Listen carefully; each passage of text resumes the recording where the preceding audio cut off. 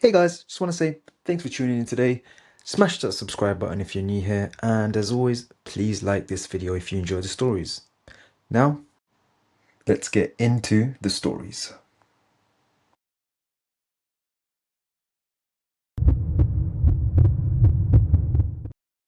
So I matched with this stunning girl on a dating app, right? We'll call her Amy. From the moment we started talking, I could tell there was something different about her. Not in a creepy way, but in that kind of mysterious, alluring way that you just can't look away from. We hit it off right away, shared our favorite music, movies, and stories from our past. We were into a lot of the same things, and every time we chatted, it felt like I'd known her forever. I'm not even lying when I say I thought I had met someone incredible. Weeks passed, and we kept talking every day. She'd message me in the morning, we'd chat throughout the day, and by the time the evening rolled around, she'd be sending me a goodnight message. It felt comfortable. Too comfortable, maybe. I don't know. Maybe I was just a little too eager to find someone, but at that point, I was totally invested in getting to know her better. It wasn't long before she invited me to a secluded cabin for a weekend getaway. I figured, hey, why not? It could be a chance to finally meet her in person. I mean, we've been talking for weeks, and everything seemed so perfect. We even FaceTimed a couple of times, and she was just as beautiful in person as she was in her pictures. I wasn't exactly a country guy, but the idea of getting away for the weekend in a secluded cabin sounded like a good break from the city. Amy said it was her family's cabin, and she'd been there a few times. Just wanted to have a relaxing weekend away from everything. I didn't ask too many questions. Honestly, I was too excited to meet her to care about the details. She even told me she'd set up everything for us, so I wouldn't have to worry about a thing. The drive there was smooth, just me, and the open road surrounded by trees, and the occasional random house here and there. It felt like I was leaving everything behind for a while, and I liked it. I finally arrived after a couple of hours of driving, and it was everything she promised.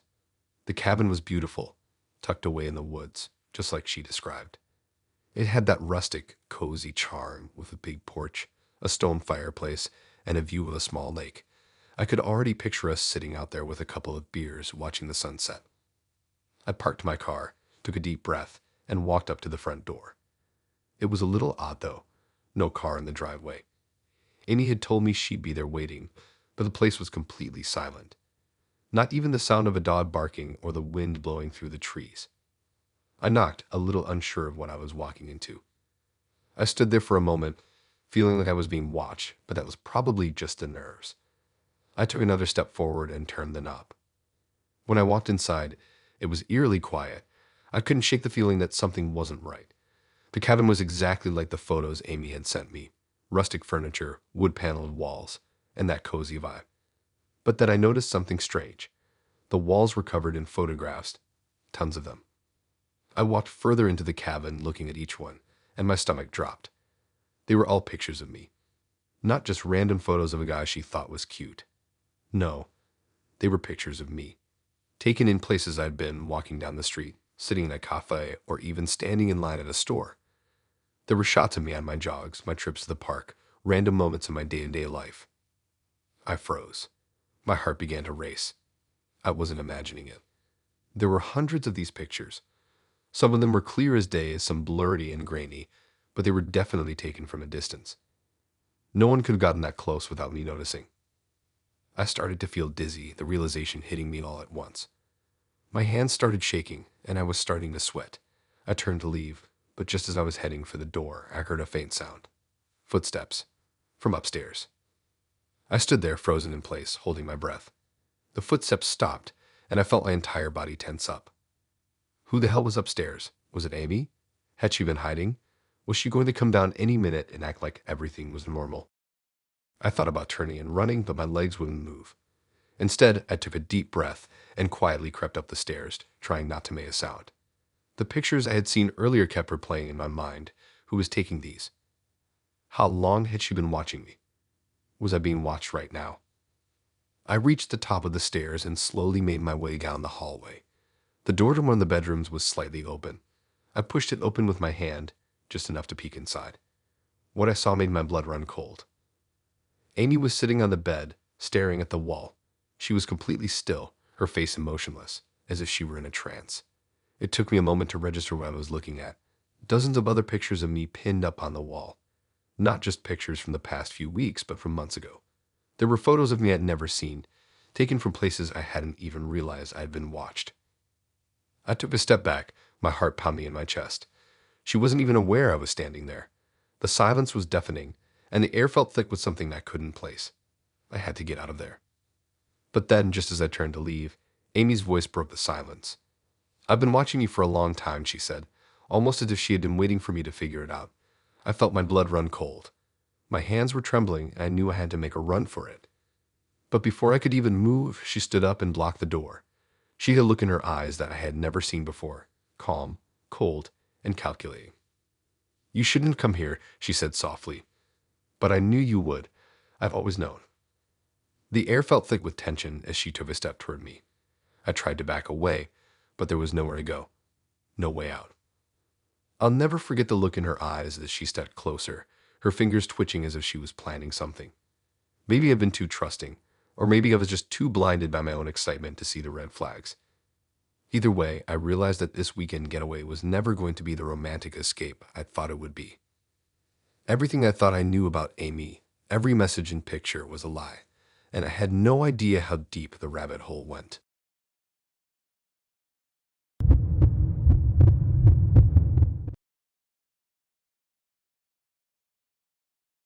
I'm not the type of person who gets easily fooled, but this guy, Brian, made me second guess that whole idea. I met him on a dating app, and from the second we started talking, I couldn't believe how perfect he seemed.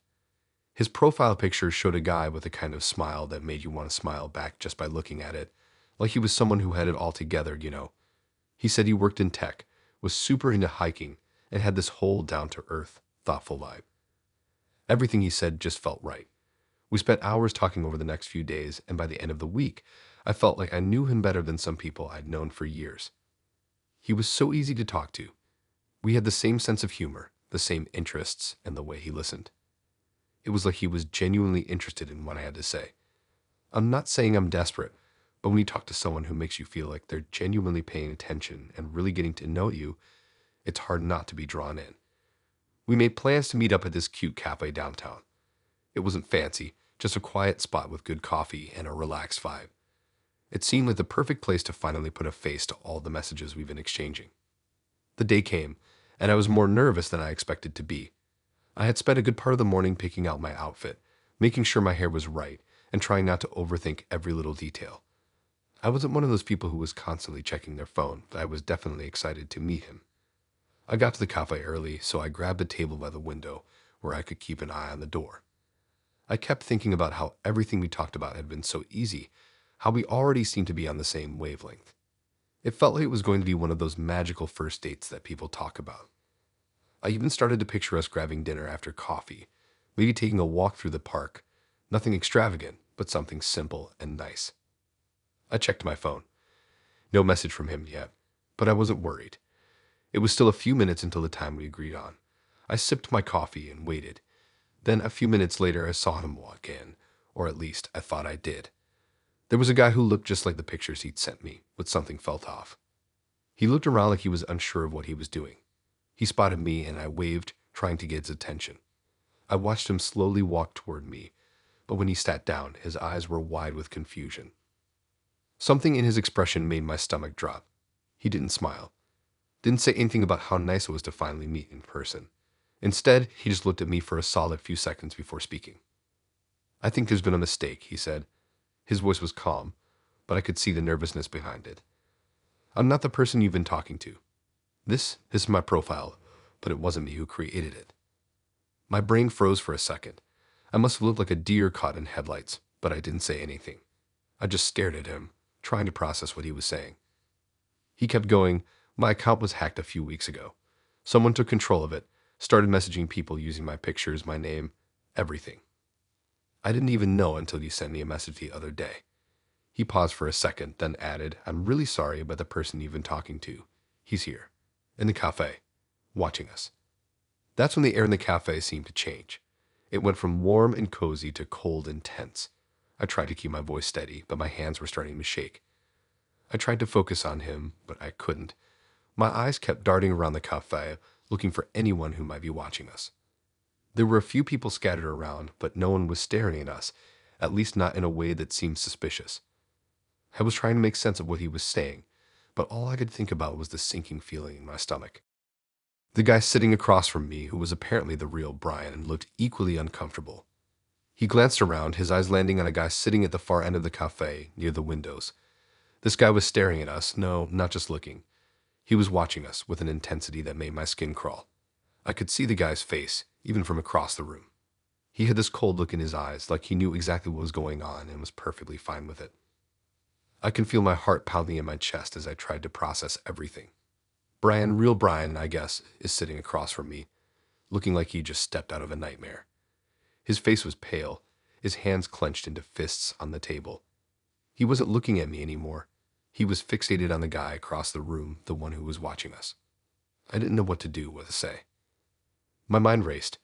Was it possible that the person who had been texting me wasn't some creep or scammer, but someone who had completely hijacked this guy's identity? And if so, why would they meet us both here? What was the point of all of this? I forced myself to ask the question that had been gnawing at me, though I already knew the answer. What do we do now? Brian didn't look at me when he answered. His gaze was locked on the man across the room, who still hadn't broken eye contact with us. We stay calm. Don't make any sudden moves. The last thing we need is to alert him that we're onto him. I wanted to argue, but there was something in Brian's voice that told me this wasn't the time for questions or panic. I wasn't even sure if I believed him fully. Was he really who he said he was? How could I be sure of anything now? But in that moment, I didn't have a choice. I needed answers, and I needed to get out of that cafe. But the longer I sat there, the more I realized something else was wrong. The man sitting across the room, the one who had been staring at us, didn't look like he was planning to leave anytime soon. And what was worse, there were two people who had come in and sat near the entrance, both of them dressed similarly. They seemed like they were waiting, watching, waiting for something. I felt trapped. There was no escape. The tension in the air kept building. I tried not to look over at the man too much, but I couldn't help myself. My eyes kept drifting in that direction, even though I knew better. He was still looking at us, his expression now unreadable. Brian shifted in his seat, his eyes flicking toward the door. He said it again, quieter this time. We have to get out of here. I nodded. We both stood up at the same time, but just as we did, a man who had been watching us stood up as well. The three of them, all the people who had been silently observing us, started to move toward the door. I didn't know what to think. All I knew was that I had to get away from them. I wasn't sure who to trust, but I wasn't about to stick around to find out. I grabbed my things and followed Brian, keeping a close eye on the group as they left the cafe. But when I stepped outside, they were gone. I never saw them again. To this day, I still don't know what happened. Was the guy I talked to really Brian, or had he been telling the truth? The whole situation felt like something straight out of a thriller. But what I'll never forget is the way I felt when I looked over at those guys, the ones who had been watching us. There was no doubt in my mind that they were in control. I still don't know what their game was, but I haven't been on a dating app since. I can't shake the feeling that someone's still out there watching.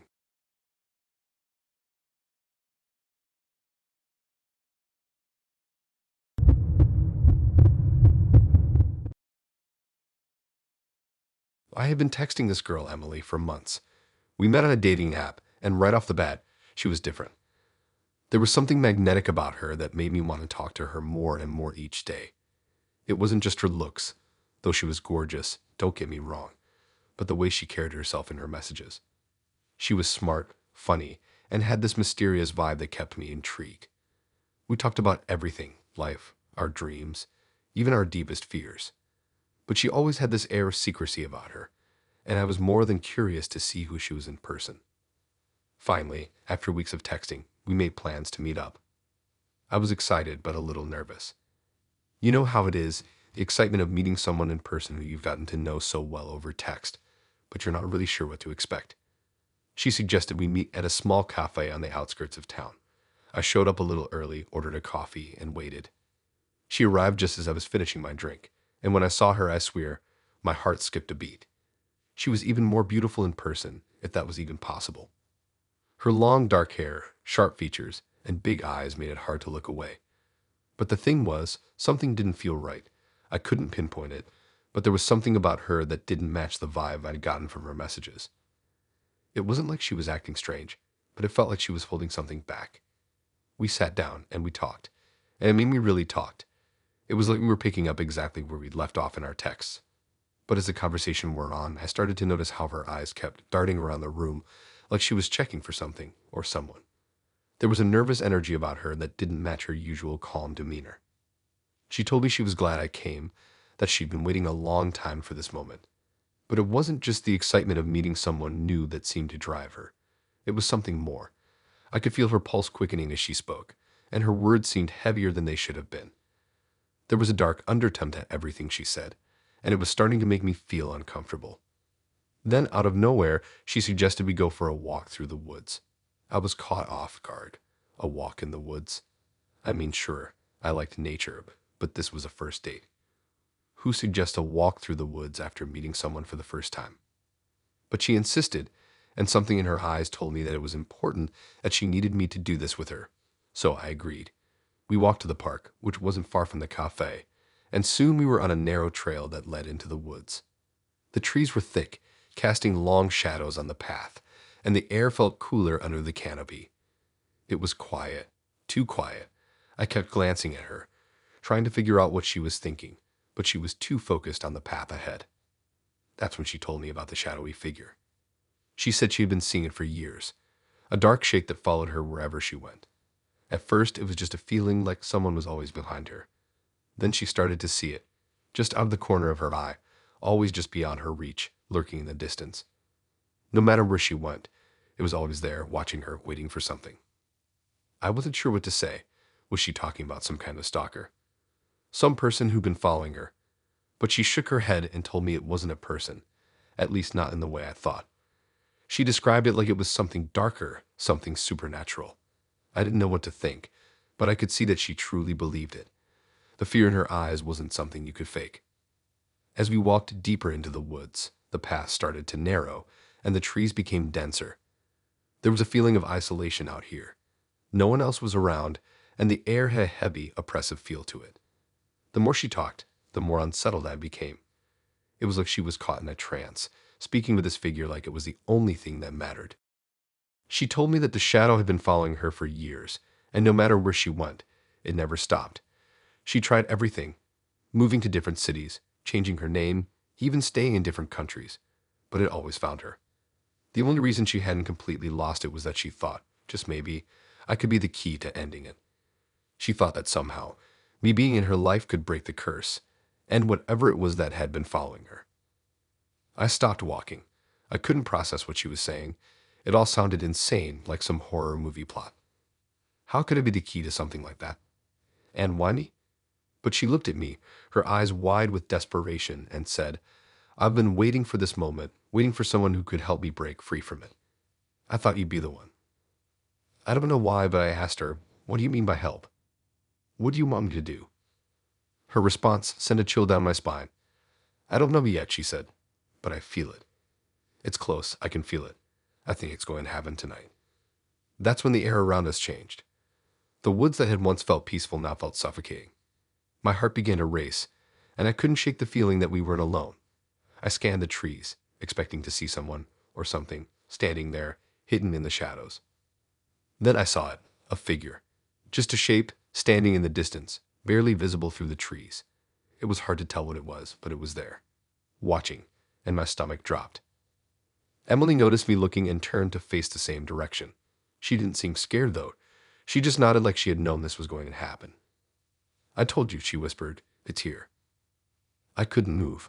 I just stood there frozen, staring at the figure. It was too far away to make out any details, but I could feel it. Its presence was heavy, almost suffocating. It wasn't human. I didn't know what it was, but I could feel its eyes on me watching, waiting. And I suddenly realized that it wasn't just after her. It was after me, too. I felt my pulse thudding in my ears. Every instinct in my body told me to run, to get out of there as fast as I could. But something in me, something primal, held me in place. I didn't know what I was waiting for. Maybe I was hoping it would just go away. But it didn't. Emily started to walk toward the figure, her steps slow and deliberate. We have to face it, she said. It's the only way to end it. I couldn't move. I couldn't breathe.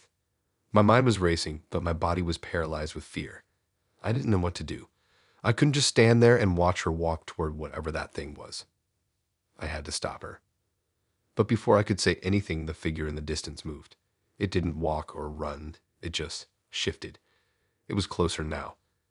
A dark shape with no discernible features. The air grew colder, and I felt something cold and malicious, settle into my bones.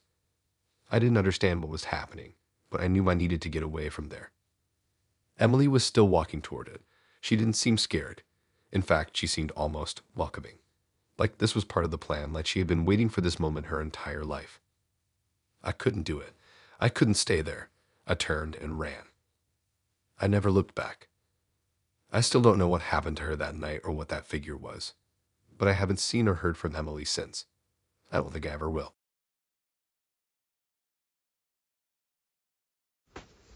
Hey guys, really sorry to disturb you, but if you're enjoying the stories up until this point, please smash that like button. That's all I'm asking for you guys.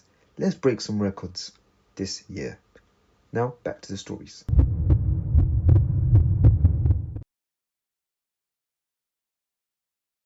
I've always been a little skeptical about dating apps, but after hearing so many people rave about how they met the love of their life or even just made good friends through them, I decided to give it a shot.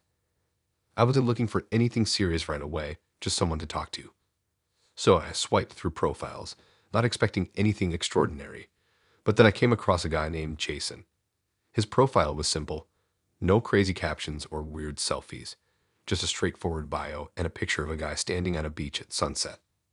He looked warm, inviting, and really attractive.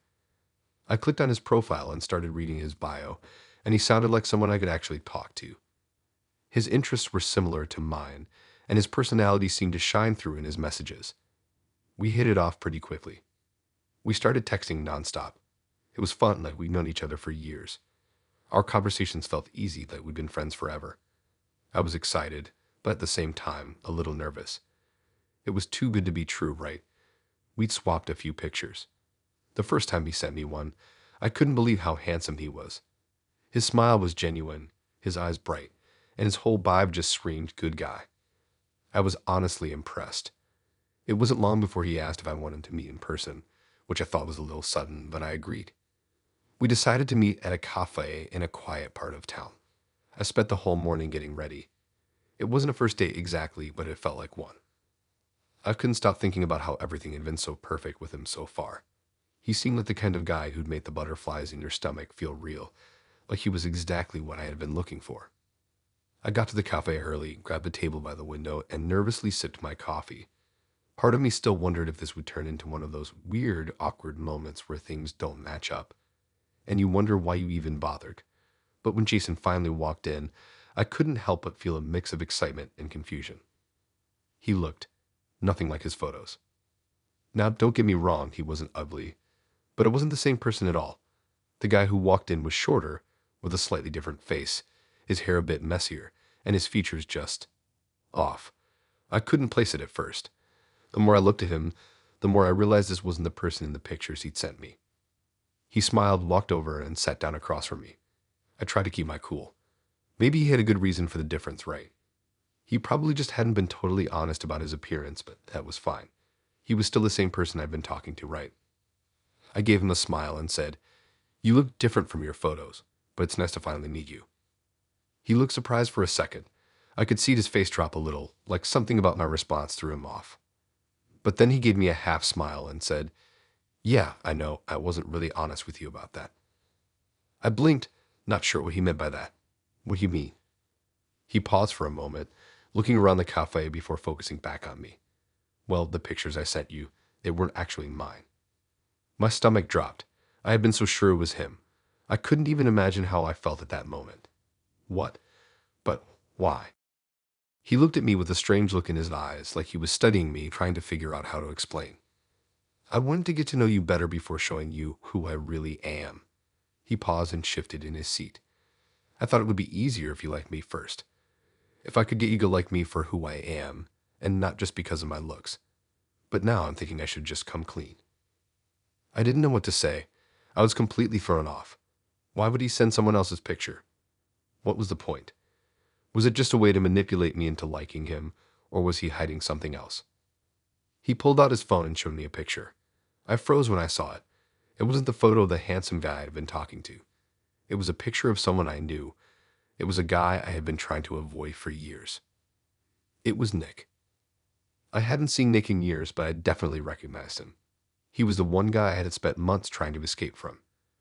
It wasn't like we were ever together or anything, but after he'd started showing up uninvited to places I frequented, making me feel paranoid and uncomfortable, I had to cut ties with him. He was creepy, possessive, and had a way of getting under my skin without me even realizing it. I tried to block him on every social media platform I had, but there he was, in Jason's phone. I wasn't sure if I was more shocked or angry. What kind of sick joke was this? Was Jason some kind of stalker? Why would he use Nick's picture, knowing what had happened between Nick and me? Jason's voice snapped me back to reality. I didn't want to tell you who I really was at first. I thought maybe if I just kept things normal, you'd see me for who I am. But now that we're finally meeting, I think it's time you know the truth. I tried to keep my voice steady, but I could feel my hands shaking. So you've been using his picture the whole time. Why? Jason shifted uncomfortably in his seat, like he was debating whether to tell me the full story. It's not what you think. I knew you were avoiding him, and I thought if I used his picture, you'd feel more comfortable talking to me. I thought you'd be less guarded. But the thing is, I never intended to hurt you. I just wanted to connect with you, and now here we are. I could feel my face going pale as I processed what he was saying. I couldn't believe this was happening. Was he really telling me the truth? Was he trying to manipulate me this entire time, or had he really just been trying to get close to me in his own messed up way? The more I thought about it, the more I realized I didn't want to be anywhere near this guy. He had been lying to me from the start. The picture, the sweet messages, everything. It was all fake. I didn't know who he really was, and I didn't want to find out. I stood up quickly, trying to maintain some composure, but I was shaking. I don't think I can do this, I said, my voice barely above a whisper. I think you need to leave. Jason didn't try to stop me. He just sat there, looking at me with a strange expression, almost like he was disappointed, but not surprised. I understand, he said quietly. I left the cafe without looking back. I wasn't sure if I was more freaked out by the fact that Jason had used Nick's picture, or by the fact that Jason, who I had trusted for months, turned out to be a stranger in the end. I don't know what his deal was, or why he decided to use Nick's picture, but I knew one thing for sure. I wasn't going to let some random guy from the internet control my life. I don't know if I'll ever get answers, and honestly, I don't think I want them. Some things are better left in the past.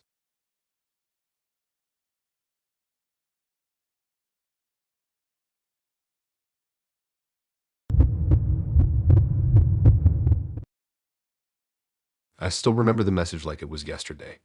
It was the first thing I saw when I opened my dating app one afternoon, just scrolling through and mindlessly swiping. I was used to the usual, hey, or how's your day going, type of messages, but this one was different. It was from a girl named Sarah, and all it said was, I know what you did last summer. I didn't know what to make of it at first. Was it a joke? Some weird attempt at being mysterious? Maybe someone trying to stand out in a sea of average messages? But it didn't feel like that. It felt off. I couldn't figure out why, but something about it gave me a weird feeling in the pit of my stomach. I almost ignored it, but then I thought, why not? I responded with something casual. What do you mean by that? The response came quickly. I think you know exactly what I mean. Okay, now I was really intrigued. It was definitely strange, and I wasn't sure whether I should be worried or just chalk it up to some weird attempt at a flirty conversation. But I couldn't help myself. I kept texting back. The conversation went on for a while, and while Sarah never gave me a clear answer about what she meant, she did say that we should meet up and talk about it. She was insistent about it, and for some reason that made me want to know more. I guess you could say I was curious, maybe even a little drawn to the mystery. We agreed to meet at a small cafe in the city. I arrived early, trying to calm my nerves, still trying to figure out what was going on. The message and her insistence were definitely making me feel uneasy, but I thought that maybe it was just a harmless, weird conversation. When Sarah walked in, I almost didn't recognize her. She looked normal, beautiful, actually. Dark hair, pale skin, wearing a simple but elegant dress. But the way she looked at me, the intensity in her gaze, sent a chill down my spine. She had a presence about her that made me feel like I was being watched, like she could see straight through me. It made me uncomfortable in a way I couldn't explain. She came over and sat down across from me, her eyes never leaving mine. I smiled nervously, trying to break the tension, but she didn't smile back. Her expression remained calm, almost too calm, like she had everything figured out and was waiting for me to catch up. After a few moments of silence, she spoke. "You probably don't remember me," she said, her voice calm, but with an edge of something darker. "But I remember you." I shook my head, trying to place her face. "I'm sorry, I don't think I do." She leaned in closer, and I could feel her eyes boring into me. "You shouldn't be sorry. You should be scared." I didn't know what to say. I was starting to feel more and more uneasy. What was she talking about? Was this some kind of prank? Was she trying to mess with me? She took a deep breath, her gaze never faltering. "Do you remember a girl named Emily? A girl you met on this app a few years ago?" I felt my stomach drop. Emily, that name. I hadn't thought about her in ages. I met Emily on the same dating app, but things didn't go well. We'd exchanged a few messages, but I didn't feel a spark. She was nice, but we didn't really connect. I ended up ghosting her after a few awkward conversations, and I thought that was the end of it.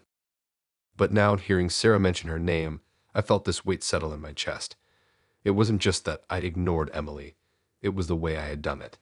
I hadn't just stopped replying. I had completely disappeared. I'd never given her closure. I hadn't even thought about it at the time. I had just moved on without a second thought. Sarah must have seen the look on my face because she continued. "Emily was devastated after you ghosted her. She couldn't move on. She became obsessed with you. And when she couldn't get you out of her head, she started looking into you. She found your social media, your friends, everything she could. And eventually she hired me." I blinked, completely stunned. "Hired you?" I asked, my voice barely a whisper. She nodded. "I'm a private investigator, but I specialize in people like you. People who think they can get away with hurting others and not facing the consequences. Emily hired me to find you, to track you down and make you pay for what you did to her. And now here we are." I felt like the air had been knocked out of me. The realization hit me like a ton of bricks. This wasn't just some strange coincidence or harmless message. She had been watching me. She knew everything about me. The places I went, the people I knew, the things I did. She had been following me, studying me, all for Emily's sake, all because of something I had done years ago without even thinking twice. I didn't know what to do. I couldn't breathe.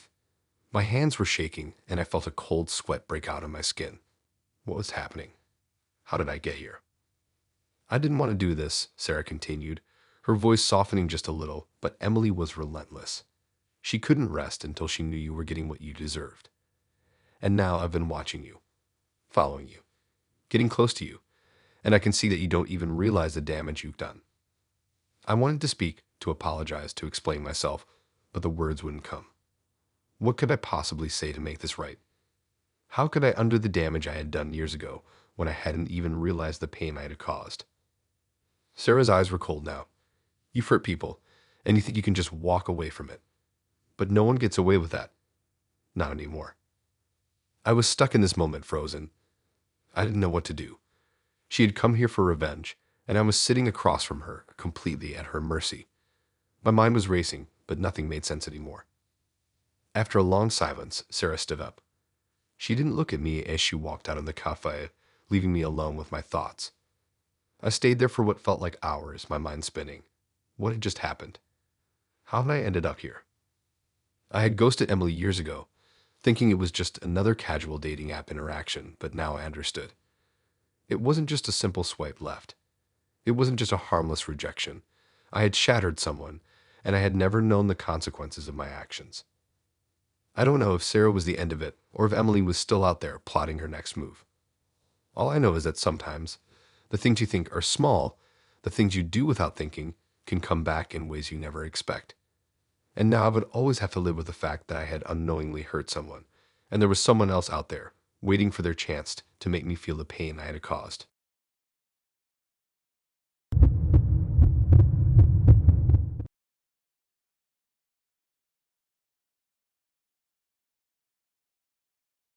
I've been chatting with him for weeks, and let me tell you, he seemed perfect.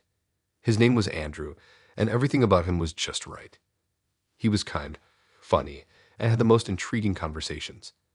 It wasn't just the usual small talk that people fill their messages with on dating apps. No, we talked about deep stuff, philosophy, our dreams, our fears, our childhoods. It felt like we knew each other already, like we'd been friends forever. Every time I opened my phone to see his messages, I couldn't help but smile. I was excited to finally meet him in person. So, after a while of texting, we decided to take it to the next step. He invited me over to his place. I didn't think twice. There was something about him that felt safe, like I could trust him. I didn't know why, but I just did.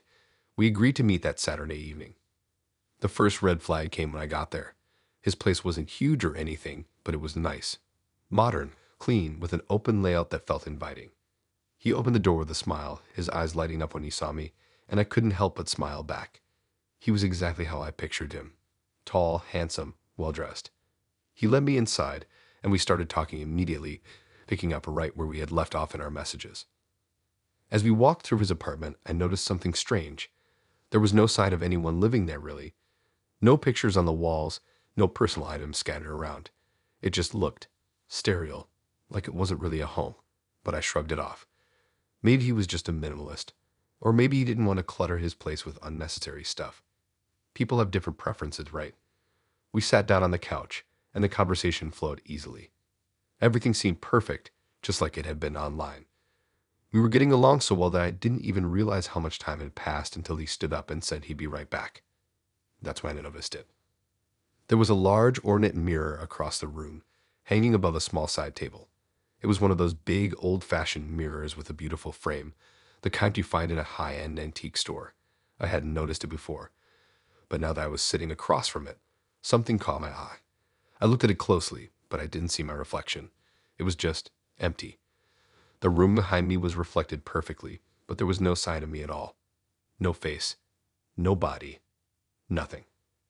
I turned quickly to look at Andrew, who had just come back into the room with 2 glasses of wine.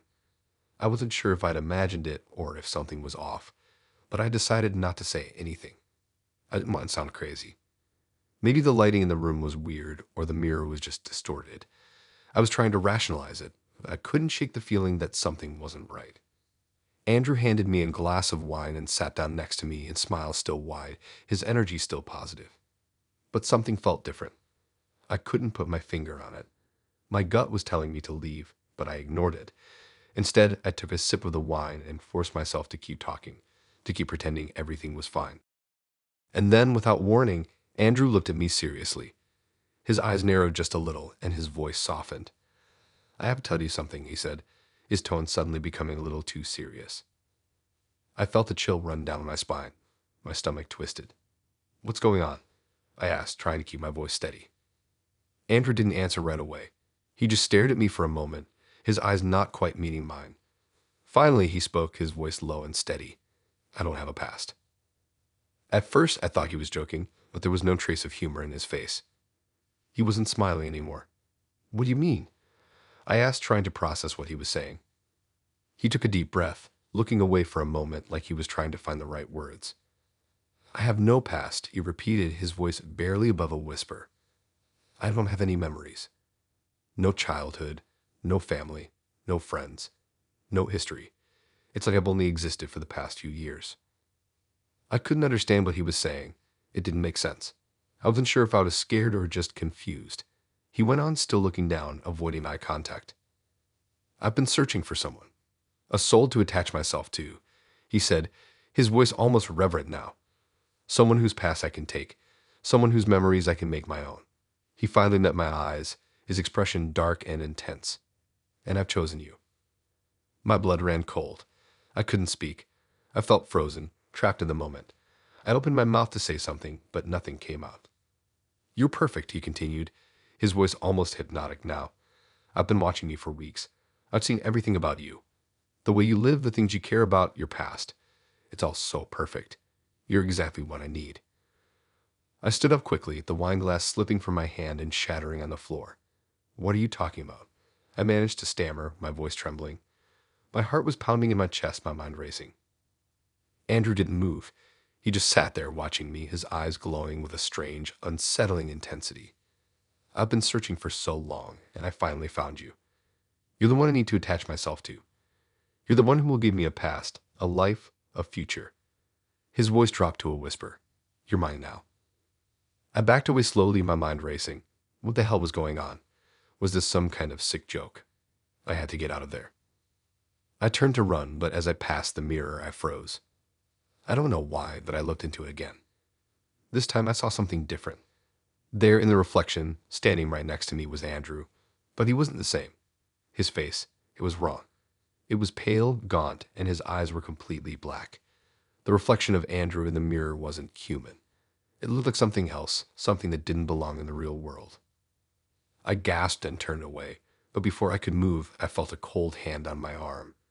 I screamed and jerked away, but Andrew was standing right behind me, too close, his face still smiling, still the same man I had been talking to, at least outwardly. "You can't run," he said softly, his voice eerily calm. "I've already made my choice." I don't know how I managed to get out of there. I don't know how I even made it back to my car, but somehow I did. I drove away from that place as fast as I could, not looking back, not daring to even think about what had just happened. I've never gone back to that area, never opened that app again. I don't know what Andrew was or what he wanted, but I'm pretty sure I was lucky to get away.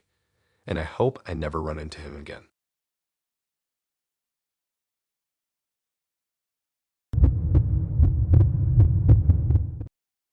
I'd been talking to Lisa for a while.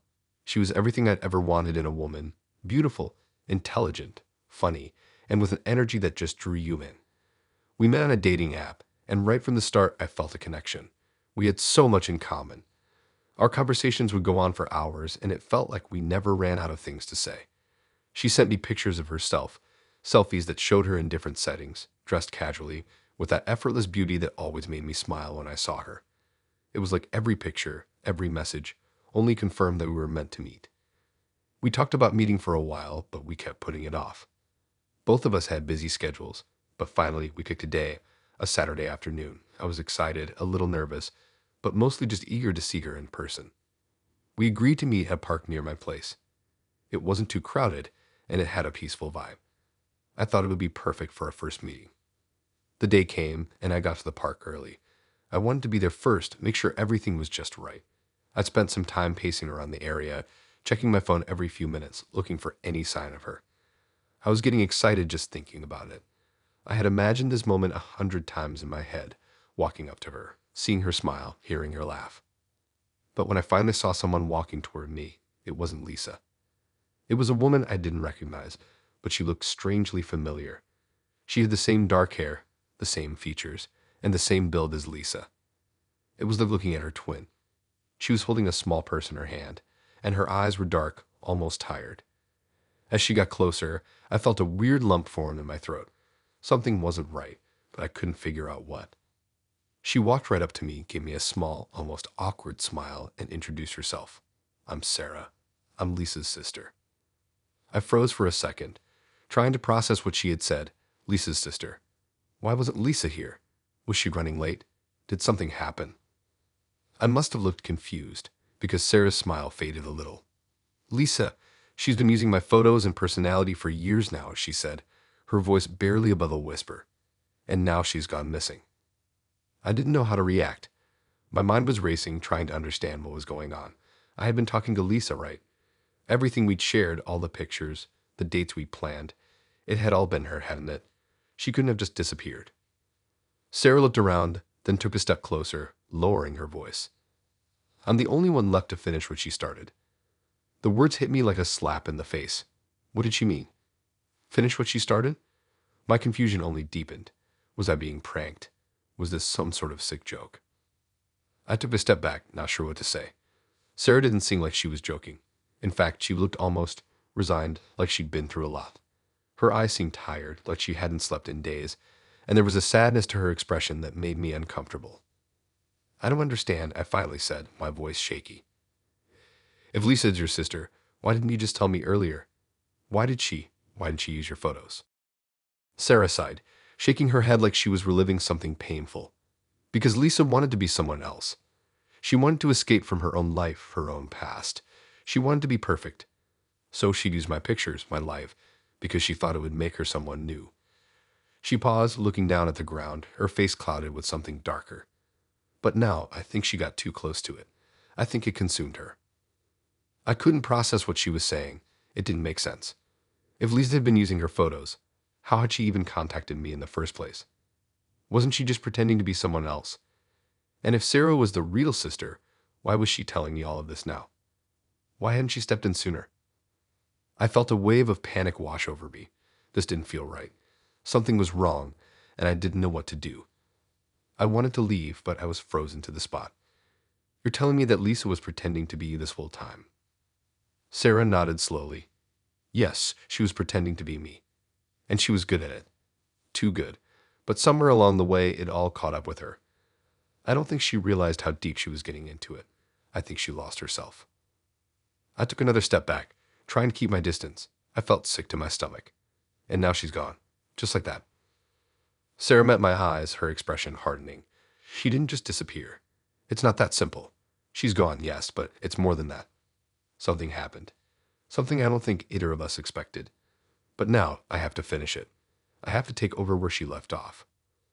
My heart was racing. Take over? I asked, barely able to get the words out. Sarah stepped closer, her eyes locked on mine. She made a mess of things, trying to live someone else's life. But now I'm here to clean up after her. Her voice lowered, becoming more intense. You're part of that mess. I'm here to finish what she started. I couldn't breathe. I felt like the world was spinning around me, and I had no idea what was going on. Was she threatening me? What did she mean by finish what she started? I wasn't part of this twisted game they were playing. I had no idea what was going on, and I wanted out. But before I could say anything else, Sarah turned around, her movements quick and jerky. She was already walking away from me, heading toward the park's exit. My mind was racing. I didn't know what she was talking about. What you want from me? Why had Lisa? No, why had Sarah decided to get involved with me? And why had this gone so far? I turned around, ready to leave, but then I saw something that made my blood run cold. Standing in the distance, just beyond the trees, was a figure. It looked like Lisa, or whoever had been pretending to be Lisa. She was standing still, watching me, her face expressionless. It was like she had been in the whole time, lurking in the shadows, waiting for something. I didn't know what was happening. My mind was spinning. Was Sarah really telling the truth? Was Lisa, whoever she really was, watching me now? I didn't know how to get out of this, how to escape from the mess I had somehow walked into. I turned to leave, my legs shaking, my heart pounding in my chest. But as I walked away, I couldn't shake the feeling that I wasn't alone. The image of Lisa, or the other woman, stayed burned in my mind. And now I had no idea how to escape the twisted web of lies, deception, and danger that they had created. I don't know what happened to Lisa, or Sarah, or whatever they were now. But I do know that the next time someone seems too perfect online, I'll think twice before meeting them in person.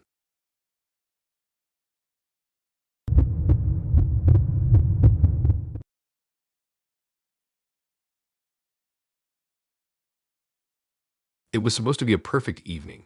It all started so normal, just like any other date. I met Max on a dating app. His profile was charming, with the usual pictures of him smiling in front of mountains, at concerts, and at random caves. I don't know what it was about him, but something about his photos felt different. He wasn't trying too hard to impress, which stood out to me. When we started talking, he was so easy to talk to. He made me laugh, and we just clicked. We shared similar interests and talked for hours. The chemistry was real. So when he suggested we go to a quiet beach for our first date, I thought, why not? It sounded peaceful and intimate. I wasn't expecting anything out of the ordinary. Just a nice evening, maybe a walk on the beach, and a conversation that would make me smile later. A kind of date you don't forget because it feels simple but meaningful. We met in the late afternoon around the time the sun was starting to dip low in the sky. The beach was beautiful, almost deserted, which I liked. The waves were calm, and the sound of them crashing on the shore was soothing. Max had a blanket laid out on the sand, and a small picnic set up. It was perfect. We talked for a while about life, work, and everything in between. There was a certain tranquility in his presence that made me feel comfortable, like I could talk to him about anything. But as the sun started to set, something strange happened. Max's mood shifted. It wasn't dramatic, but the change was noticeable. His tone became more serious, almost like he was lost in thought. He turned to me with an odd look in his eyes. I knew you'd come here, he said, his voice calm but with a strange edge. It's always been this way. I chuckled. thinking he was just being poetic. But then he said it again, his voice a little firmer this time. I knew you'd come here. You always do. I felt my stomach twist. There was something in his tone that wasn't right. Something about the way he said it made me uneasy. I laughed again, but this time it wasn't genuine. What do you mean? I asked, trying to lighten the mood. Max just smiled, but there was something cold behind his smile. He stared out at the ocean for a moment before turning back to me. It's like we're stuck in a loop, you know. His words didn't quite make sense, but his eyes never left mine. Every time, it's the same. You always come here. You always end up here with me. I felt my heart race. Something about this didn't feel right. The sunset had turned the sky orange and pink, and everything looked so beautiful, yet I couldn't shake the tension that was growing between us. I stood up, trying to change the subject. I think we should walk along the shore, get some fresh air. Max didn't follow me right away. He stayed seated on the blanket, looking at me with that same unsettling smile. We don't need to walk. We don't need to go anywhere. We've already been here. I stopped in my tracks, my mind trying to catch up with what he was saying. What do you mean?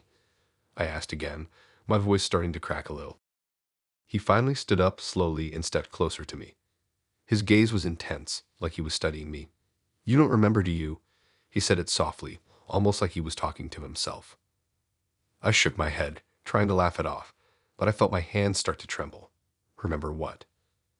Max's smile faded, and for the first time his expression looked almost sad. It's okay, he said. I thought you'd be different this time. But I guess I was wrong. I was feeling more confused and scared by the second. Something was off, and I needed to leave. Fast. I turned around to walk away, but Max stepped in front of me. You don't understand, he said, blocking my path. You're part of this. You always are. At that moment, I couldn't take it anymore. Max, what the hell is going on? I felt panic creeping in. What do you mean by I always come here? What are you talking about? Max's eyes locked onto mine, and for a split second, I thought I saw something behind his gaze, something that wasn't human. His voice was quiet but steady. I've been using an app, he said, a time loop app. It lets me relive the same date over and over, and every time something goes wrong. It's like a glitch in time. But you're the constant. I blinked, trying to process his words. A time loop app. Are you serious? Max nodded. Yes, every time we come here. Every time you sit with me on this blanket and we talk. But each time something changes. Sometimes it's small. Other times it's huge. But every time it's different. Every time something goes wrong. And every time I remember it all. You don't, but I do. I felt my legs wobble beneath me, and I took a step back. This wasn't happening. There had to be an explanation, some kind of prank. I'd had enough. I needed to leave. But then Max said something that stopped me dead in my tracks. You're the one I need, he said, his voice barely above a whisper. I've been trying to fix this. Fix us. But every time it all falls apart. I thought if I just kept doing it, you'd eventually remember. But you never do. I thought this time would be different. His words hit me like a punch in the gut. I didn't know what he meant by fix us, but I didn't want to know. I wanted to get away. Now. I turned around to run, though before I could take a step, the world around me seemed to warp. The sky went dark for a moment, and I felt like I was caught in some strange, suffocating bubble. I couldn't move. My heart was racing, my mind spinning. Then everything snapped back into place. The beach was still there, the sunset still casting its warm glow on the water. Max was standing next to me again, his expression soft, like he hadn't said anything at all. He smiled at me, but this time there was no warmth in it. I realized something that sent a jolt of terror through me. I was reliving this moment. Everything had reset. I had been here before, but I didn't remember. I hadn't remembered anything from the last time, and now it was happening again. Max took my hand gently, like he was trying to calm me down. But all I could think was that this wasn't real. This wasn't real. I looked at him, feeling my breath catch in my throat. You've done this before, haven't you? Max didn't answer. He just smiled, and his eyes locked onto mine. Yes, and it will happen again. The waves crashed against the shore. The sun dipped lower into the horizon, and I felt like I was trapped in an endless loop, stuck in a place I couldn't escape. And this time I knew Max wasn't going to let me leave.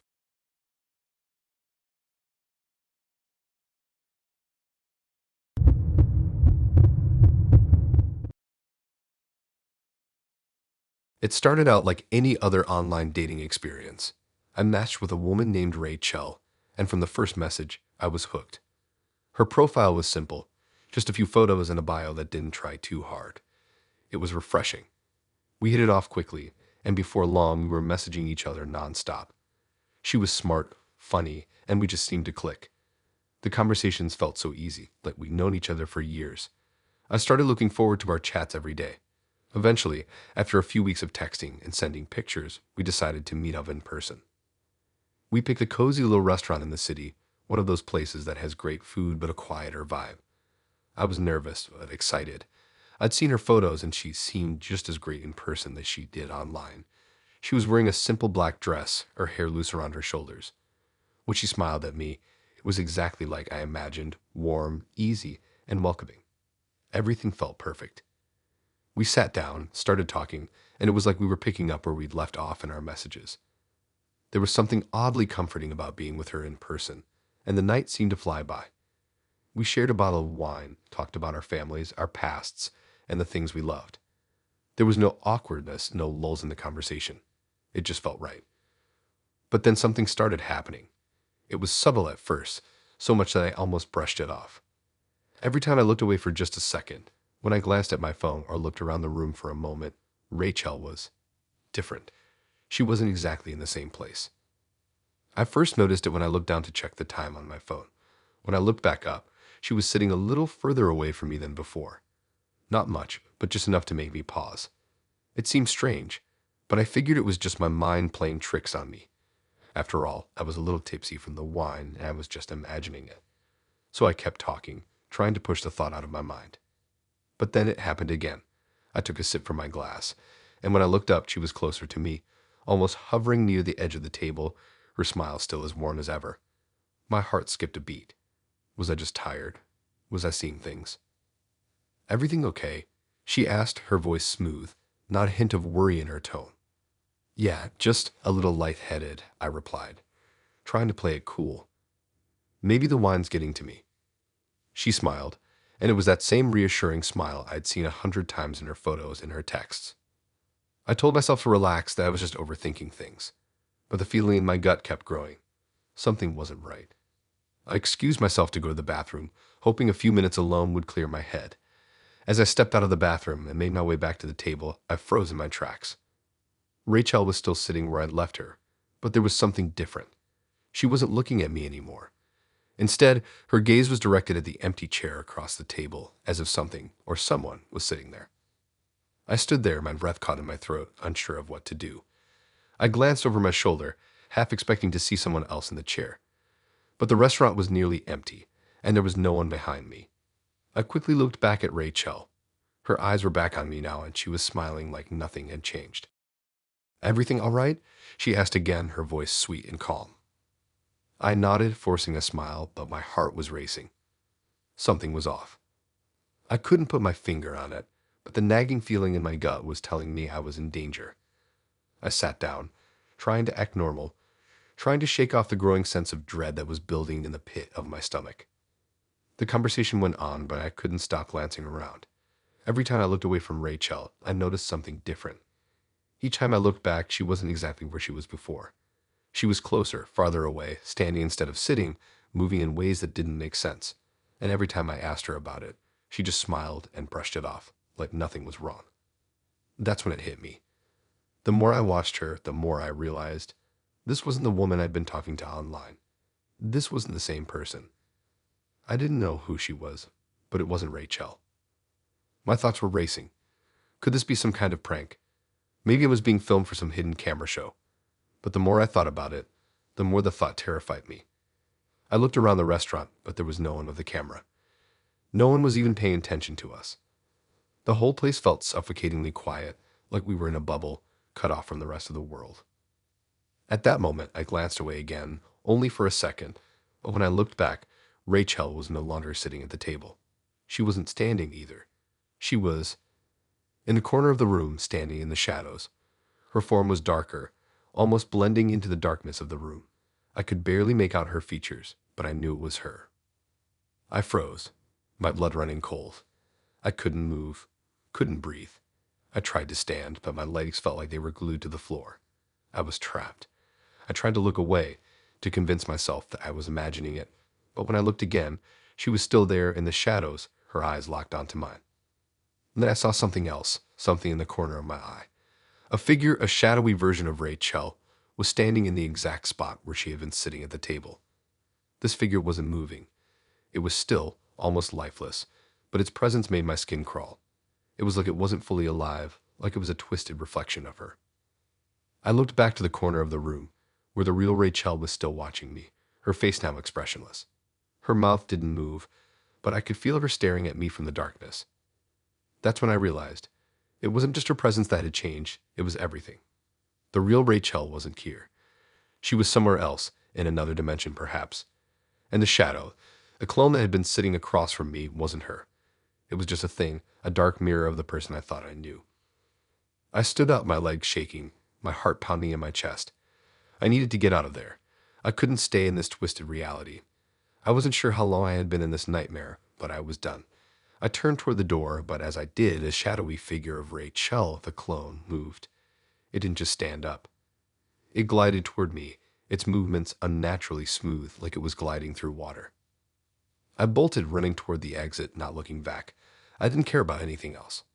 All I could think about was getting out, getting away from whatever the hell I had just witnessed. I burst through the door and into the night, gasping for air. I don't know what happened to her, the real Rachel, but I haven't gone back to that dating app. I haven't gone back to dating apps, and I haven't looked for anyone since. All I know is that sometimes things aren't what they seem, and sometimes the person you think you're meeting is just a shadow of what they really are.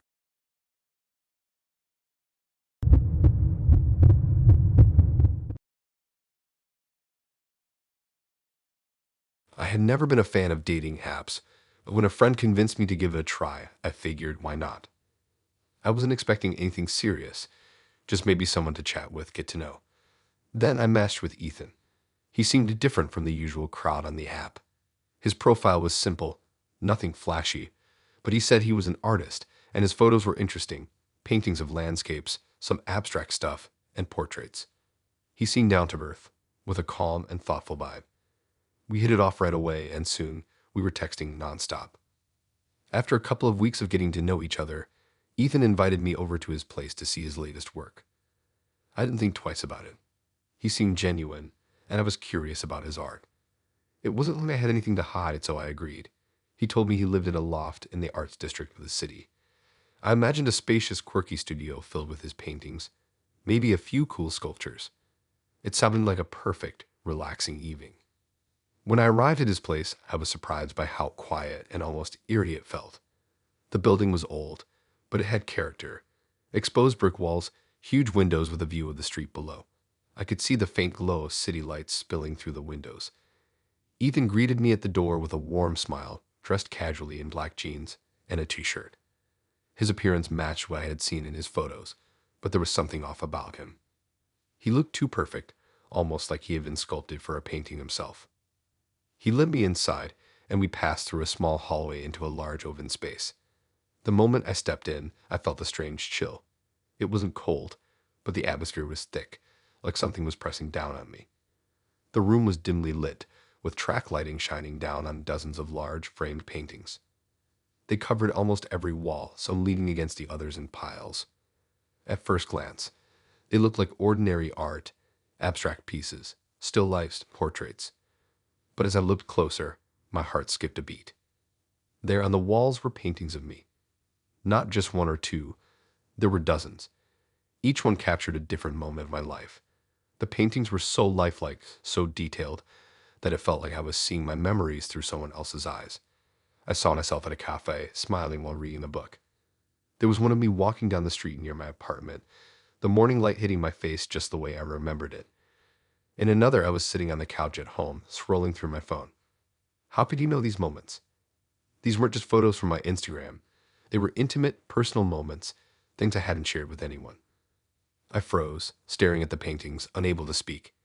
Ethan noticed my reaction and smiled, stepping toward me. "Pretty surreal, huh?" he said, his voice calm and reassuring. He didn't seem to notice how freaked out I was. "Ethan, how did you paint these?" I stammered, barely able to form a coherent sentence. My heart was pounding in my chest. I felt a wave of panic start to rise. "They're not just paintings," he replied, stepping closer to me, his eyes gleaming with a strange intensity. "They're glimpses of your life, your past, your present, and most importantly, your future." I stared at him, my mind racing.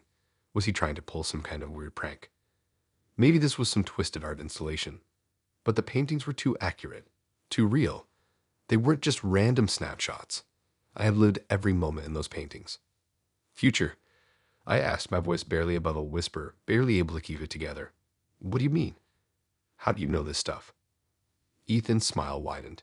He looked almost proud of himself, like he was sharing a secret. "I'm an artist, yes, but I have a gift. I can paint not just what I see in front of me, but what's to come. I've been painting your future, piece by piece. Every painting is a vision of something that will happen to you."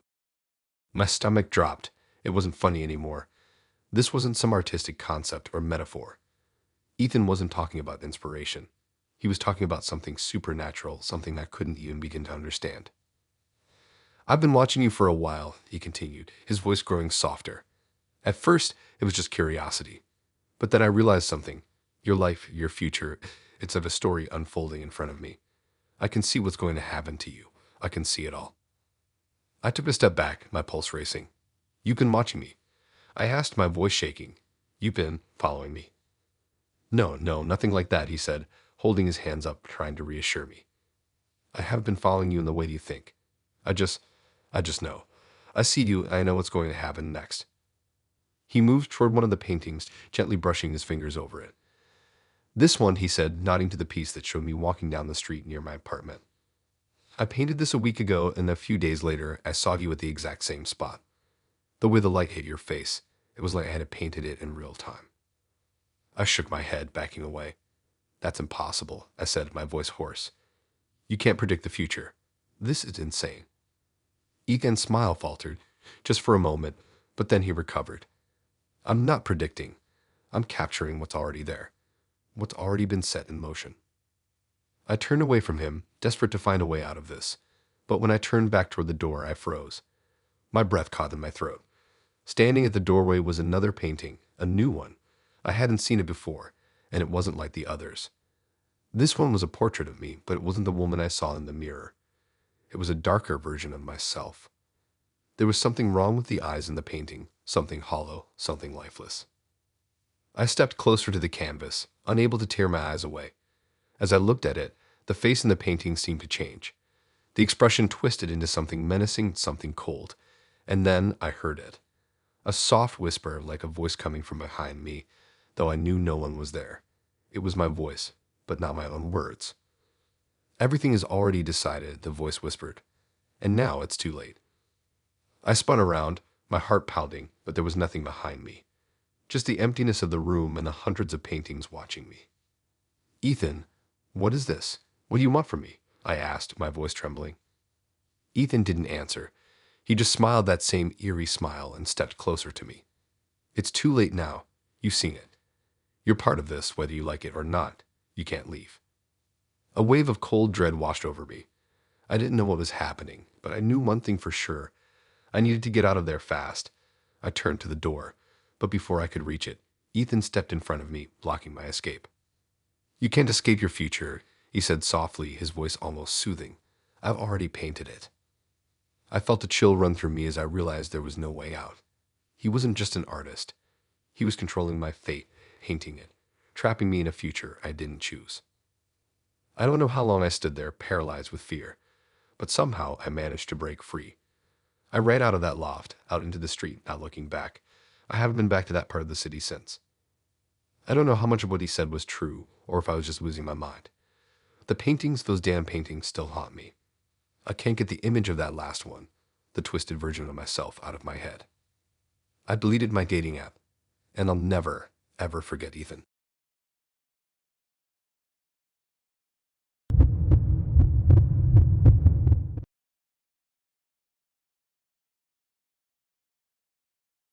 I had matched with her one night on the app, and right from the start, there was something magnetic about her.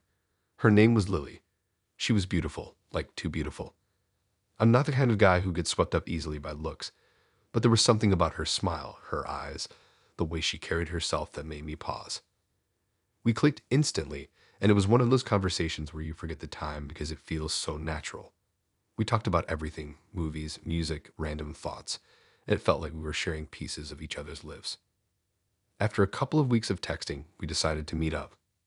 She suggested a quiet cafe in a part of the city I wasn't familiar with, but I was up for it. I wasn't expecting anything crazy, just a chance to see if the chemistry we had online translated into real life. I dressed casually, trying not to be too nervous, but the whole day felt off. I couldn't stop thinking about her. I mean, it was like she was too perfect for me. And as much as I didn't want to admit it, I couldn't shake the feeling that something was going to happen that night, but I went anyway. When I arrived, I immediately saw her sitting by the window. She was exactly as I remembered, even more stunning in person. My heart skipped a beat, and for a moment I just stood there, taking in how effortlessly beautiful she was. She waved at me, and then I walked over, feeling the nervousness start to build in my chest. But the second we started talking, everything felt easy again, just like our messages. The conversation flowed naturally, just like it had online. It was simple stuff at first, where we grew up, what we did for work, things like that. But as we got deeper into it, I started to notice something strange. Every time I glanced away, whether it was to check my phone or look out the window, I would look back and catch her staring at me a little too intensely, like she was studying me. And when I asked her about it, she just smiled, but there was this glimmer in her eyes that unsettled me. At one point, as we were talking about random things, life, the universe, whatever, she said something that caught me completely off guard. "I've been looking for you in every version of this reality," she said, almost absent-mindedly, like it was something so casual, so normal. But her words hit me like a slap in the face. I stopped mid-sentence, staring at her. What'd she just say? She looked at me like I hadn't heard her properly. "You heard me. I've been looking for you everywhere." I didn't know how to respond. Was this a joke? Was she trying to mess with me? But she didn't seem like she was joking. The tone of her voice was so serious, like she was speaking the truth in a way that made everything else feel small. I laughed awkwardly, trying to brush it off, but she didn't let it go. "No, really," she continued, her gaze unblinking. "You don't understand. I've been jumping between timelines, trying to find you. This version of you. I'm not just talking about this reality, this world. I've been to different timelines, trying to get to the right version of you." I stared at her, my brain struggling to catch up with what she was saying. I could feel the hair on the back of my neck stand up. What was she talking about? Timelines. Jumping between worlds? Was she just saying this for attention? But she didn't laugh. She didn't give me that just kidding smile. She kept staring at me, her expression dead serious. I opened my mouth to say something, but I didn't know what to ask. My mind was racing. "You're my last chance," she added, her voice dropping lower. "I've been through so many versions of you, but none of them were right. None of them worked. This is the final one. You're the one I've been searching for." I was starting to panic. My heart was pounding, my palms were sweaty. There was something so unnerving about her, like she wasn't just talking about some cosmic theory. She was talking about me. And every time she said something, I felt more and more like I was losing my grip on reality. "Lily, what are you saying?" I asked, my voice trembling. I couldn't hide the fear in it now. "You're freaking me out." She leaned in a little, her eyes never leaving mine. "I've seen all the other versions of you. Some of them are happy, some of them are sad. Some of them end in disaster. But none of them are the right one. This version of you, this one sitting across from me, is the one I need. This is the one I've been searching for." I wanted to run. I wanted to get up and leave, to forget this whole thing ever happened. But for some reason I couldn't. I felt trapped, like my feet were glued to the floor. The world around me felt like it was shifting, like reality itself was bending in ways I couldn't understand. "You've been searching for me in other timelines," I repeated, trying to make sense of her words. "How? Why?" She smiled, almost sadly. "Because I need you. You're the key. All the other versions of you weren't right. But this one, this version of you, this is the one I'm meant to be with." My mind was spinning. How could she possibly know all of this? How could she have been in other versions of my life? I thought it was some kind of prank, but the look on her face told me she was dead serious. She wasn't playing a game. This wasn't some weird fantasy she'd made up. "Please," she continued, her voice soft but intense. "I know it sounds crazy, but you have to understand. I've been to so many worlds, so many versions of this place trying to find the right you, but I couldn't find it. Not until now. I felt like I couldn't breathe. So, what happens now? I asked, barely able to form the words. My voice was shaking. Her gaze softened a little. Now we're together. I'm not sure how long we have before this timeline collapses, but I've made sure that this time it works. We'll be together in this version. It's the only one left. I wasn't sure what to do. My mind was racing with 1,000 questions, none of which made sense. I thought about standing up and leaving, but my legs felt like they were made of stone. Every word she said hit me harder than the last, and with each one, I felt like I was losing touch with everything I thought I knew. Lily, I don't know what you're talking about, I whispered, my voice breaking. This doesn't make any sense. What do you mean this timeline? What happens if it doesn't work? She didn't answer right away. Instead, she just looked at me, her eyes filled with something I couldn't place: hope, sadness, determination. It was all so much, and I couldn't keep up. I was terrified, but I couldn't leave. I felt paralyzed, stuck in her words and her gaze. I told you, she said softly, leaning in even closer. This is your last chance, the last version of you. And if it doesn't work, well, then I'll have to try again. But I don't know if there will be another chance after this. And with that, I felt my world tilt, like the ground beneath me had suddenly shifted. I had no idea what was real anymore, or if I was just losing my mind. But the worst part, I don't think I'm the only version of me she's been looking for, and I don't think I'll ever be able to leave.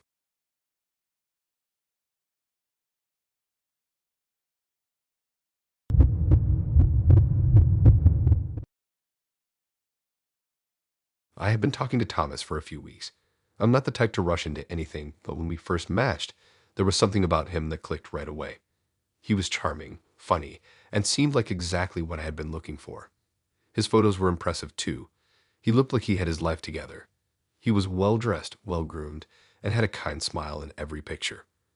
We hit it off instantly, talking about everything from favorite movies to our shared love of hiking.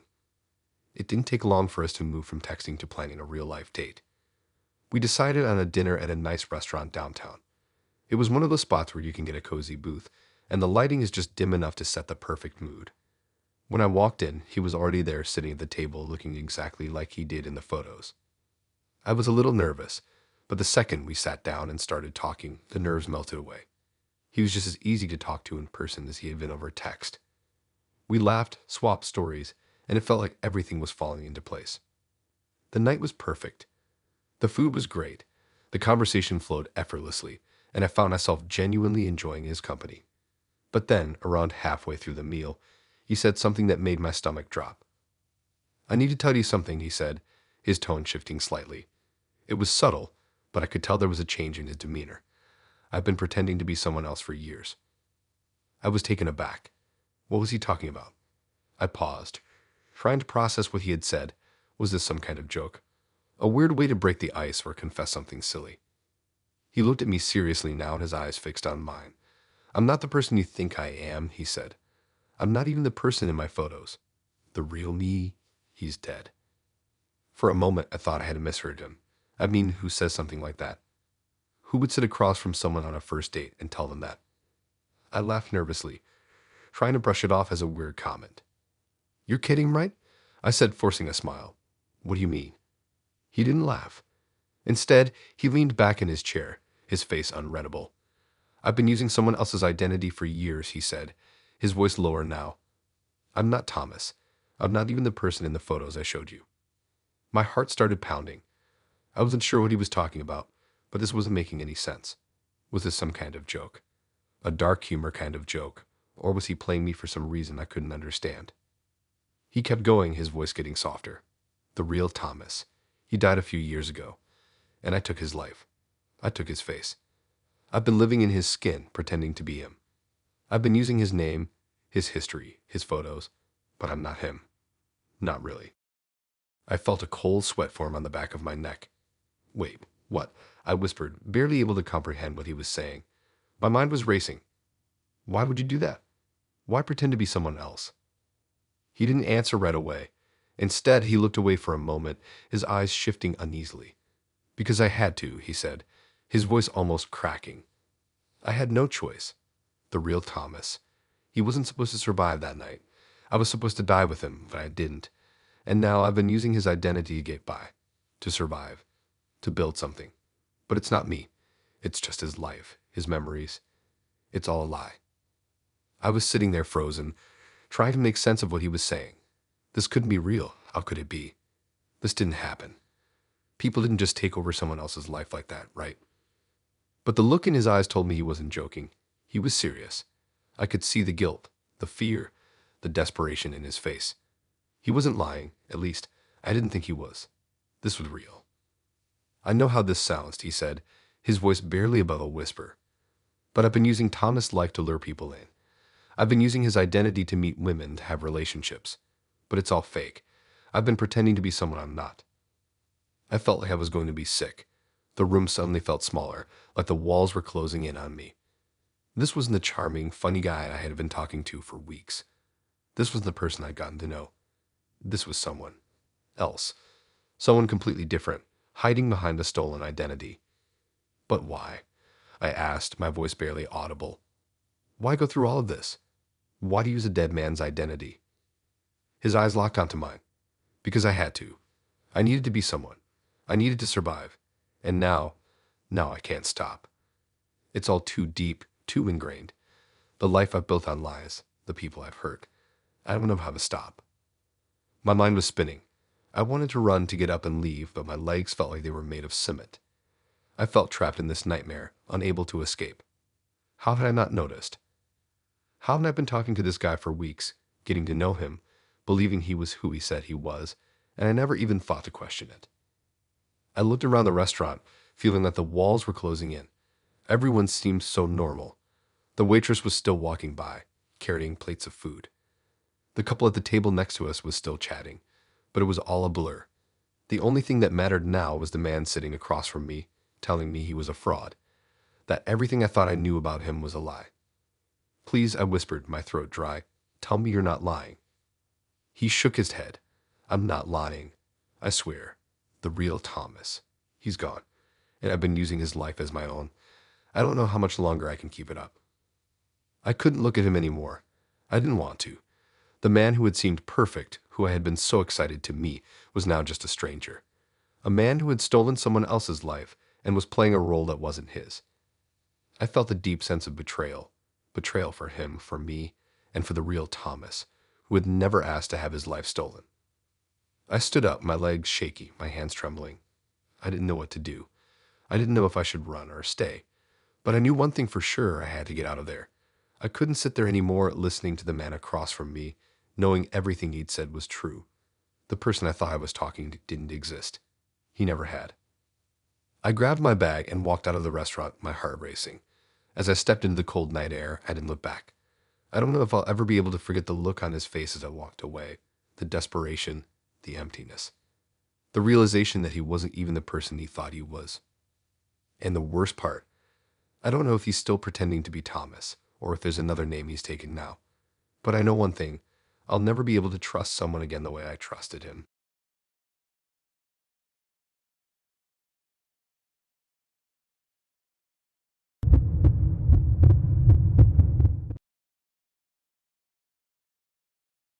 It all started like any other typical dating app experience. I matched with a girl named Claire. At first, everything seemed too perfect to be true. She was gorgeous, kind, and we shared so many interests. Our conversations felt effortless, and before long, we were talking every day.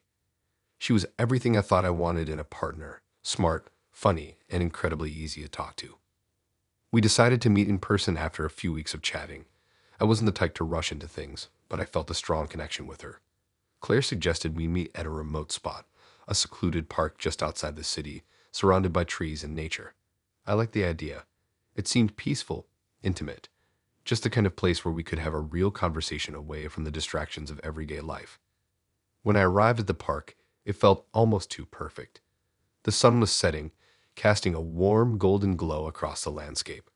The air was crisp, and the sound of the wind rustling through the trees was oddly calming.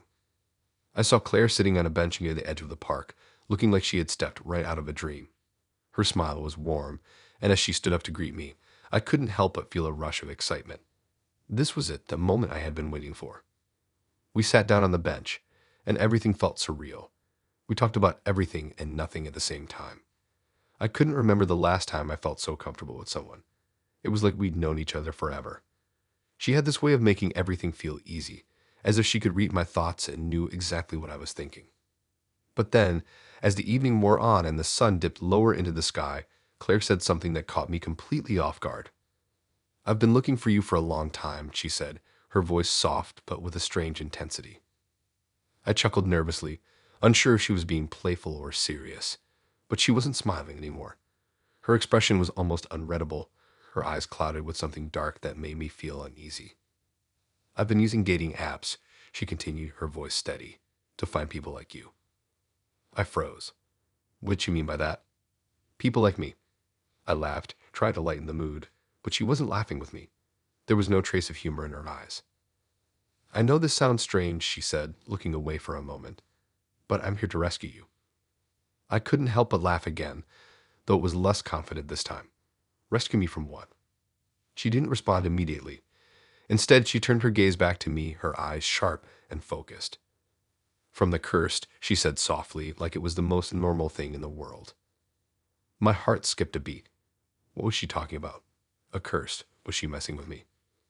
"I've been cursed," she explained, her voice barely above a whisper, "for years now, and I've been trying to find the right person to break it, someone who can help me, someone who understands.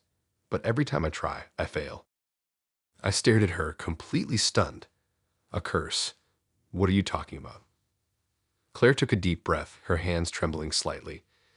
"It's not something I can explain easily, but I've been jumping from one timeline to another, using different versions of myself to find you. Each time I found someone close, but never the right one. And now I'm here with you, the real you." I felt a cold chill run down my spine. This wasn't funny anymore. I wanted to stand up and leave, but something in her eyes held me in place. I was trapped in her words, unable to move. I didn't know what to think or what to say. "Wait a second," I said, trying to make sense of what she was saying. "You've been jumping between timelines, and you've been looking for me in each one." She nodded slowly, her face serious now. "I know it's hard to believe, but it's true. I've tried everything.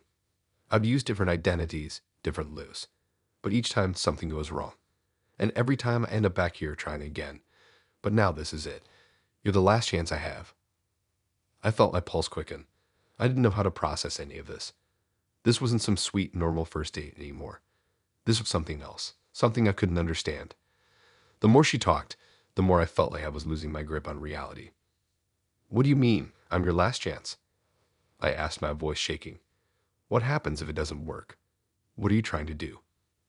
Claire's gaze softened, but there was still an underlying fear in her eyes. "If I can't break the curse, then I'll be trapped. I'll be stuck in an endless loop, repeating the same mistakes over and over again. And so will everyone I've ever touched, everyone who's gotten close to me." I was silent for a moment, trying to understand what she meant. "So you're saying you're cursed, and if I don't help you, you'll curse me too?" She nodded, her voice barely audible. "Yes, I've already cursed so many people, and I'm sorry, but I don't know how to stop it. The curse is attached to me. It's been following me for years, and every time I think I've found the right person to break it, they fall into the same trap. You're the last one I can try. If it doesn't work with you, I don't know what's going to happen." My head was spinning. This couldn't be real, could it? It felt like I was stuck in some twisted dream, and the worst part was, I couldn't wake up.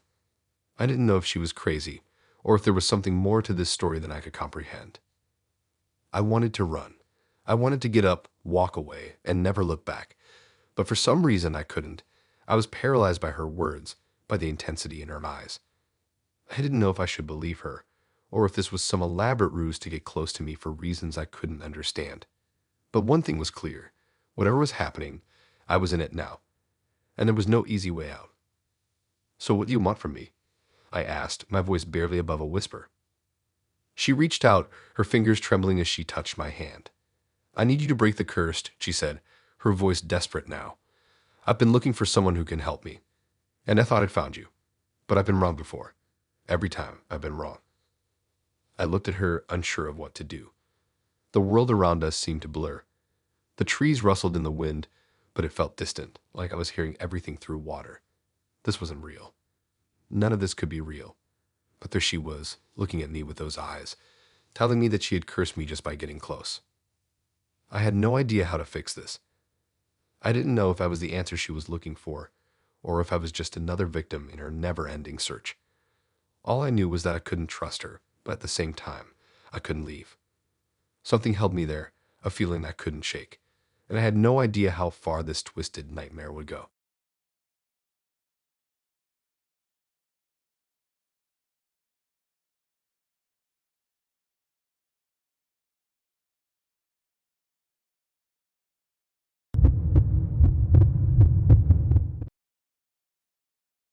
I met him on a dating app.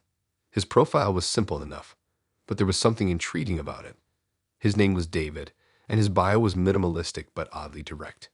He said he was a scientific researcher looking for someone to take part in an experiment. He didn't go into much detail, but he was clear. No gimmicks, no games, just a unique opportunity for someone willing to be a part of his project. I thought it was strange but harmless. I'd heard all sorts of weird messages from people on dating apps, so I figured this was just another oddball with an interesting pitch. His photos didn't raise any red flags. He had a kind face, clean cut, and seemed like someone who could hold a serious conversation. We started chatting, and the more we talked, the more I started to like him. He was intelligent, easy to talk to, and his messages were thoughtful. Eventually, after a couple of weeks of getting to know each other, we decided to meet. He suggested his place for a more intimate conversation, and at first I was hesitant. But he assured me it would be casual, and I figured it would be a good way to learn more about the experiment he had mentioned. When I arrived, his house was pretty much what I expected, a quiet, well-kept place in a suburban neighborhood. It wasn't anything fancy, but it had a certain charm to it. He greeted me at the door, and we exchanged pleasantries before he invited me inside. I had a weird feeling the moment I stepped in, but I brushed it off. The place seemed cozy enough, with a living room that looked lived in and a kitchen that smelled faintly of coffee. David led me to a sitting area where we could chat. He offered me a drink, and we started talking about the usual stuff: work, hobbies, interests. But as we spoke, something felt off. There was a certain intensity in his eyes, a focus that made me feel like he was studying me, observing my every move. At first, I thought it was just me being paranoid, but the longer I stayed, the more uncomfortable I became. That's when he dropped it. You know, David said, almost casually, this experiment I'm working on, it's really important to me. It's been years in the making, and I've been searching for the perfect subject for it. Someone who truly fits the profile I'm looking for. I laughed nervously. What exactly does that mean? He didn't smile, but his eyes softened a little. I've been searching for someone like you for a long time. You're perfect, really. You fit every criterion I've been looking for. I felt a chill run down my spine. There was something in the way he said it, something that didn't sit right with me. David, what exactly is this experiment? He leaned forward, his gaze intense. I study fear, but not in the way you think. I'm not just observing people reacting to fear in a controlled setting. No, I'm more interested in how people behave when fear is forced upon them, when they have no choice but to experience it. I wasn't sure where this was going, but I had a feeling I wasn't going to like the answer. Forced. He nodded. Yes, you see, I've been luring people into my home for years. I've been conducting experiments on them, studying their reactions to fear, and you're next. My stomach dropped. I couldn't move, couldn't breathe. This was insane. I thought he was joking, but his expression never changed. He was serious. Don't worry, he said, his voice almost soothing now. I'm not going to hurt you, at least not in the way you think. But I've been studying people for so long, and I need to understand how fear truly works. I need to see it up close. My mind was racing, trying to process what was happening. I stood up, my heart pounding in my chest. I think I should go. David didn't move. He just sat there watching me. You can leave, but you'll be part of the experiment no matter what. You've already been chosen. That's when I saw them. At first, I thought I was seeing things. But as I looked around the room, I realized there were other people there. They were sitting in the corners of the room, completely still, staring at me with vacant expressions. Some of them looked vaguely familiar, like faces I had seen in his photos, but their eyes were blank, empty. My breath caught in my throat. Who are they? David stood up, his expression unchanged. They're my subjects. They've all been a part of the experiment. Some of them didn't make it. Some of them couldn't handle it. But you're You're strong. I can feel it. I didn't know what to think. I didn't know what he was talking about or how these people had ended up in his home, but it was clear they weren't just visitors. They were part of something much darker, and I was about to be dragged into it. I backed up slowly, my mind scrambling to find a way out, but every exit in the house seemed to be blocked. The door, the windows, everything felt like it was closing in on me. I don't want to be part of this, I said, my voice shaking. I'm leaving, let me go. David's face didn't shift, but his voice became more insistent. You don't have a choice. You're already a part of this. I've been watching you. I know everything about you. You're the one who can finally break the cycle. I couldn't breathe. I turned to run, but the people in the corners of the room suddenly stood up, their movements slow and deliberate, blocking the exits. I screamed, but the sound caught in my throat. My body was frozen with terror. This was no longer a date. It was a nightmare I couldn't escape from. David stepped forward slowly. It's okay. Just relax. You're going to be fine. I'll study your fear, just like the others. And then when it's over, I'll let you go. But you need to understand, you're part of something bigger than yourself now. I was trapped. I couldn't move. My hands were shaking, my heart was racing, and the walls of the room felt like they were closing in on me. I don't know how long I stood there paralyzed before I realized something even worse. I wasn't just trapped in this room. I was part of his twisted experiment now, a subject in his sick study of fear, and there was no way out. The last thing I remember was David's cold, detached gaze as he started explaining more about his research. But I couldn't listen anymore. I couldn't think. I couldn't breathe. All I could hear was the sound of my own heartbeat, pounding in my ears as the darkness of his experiment swallowed me whole.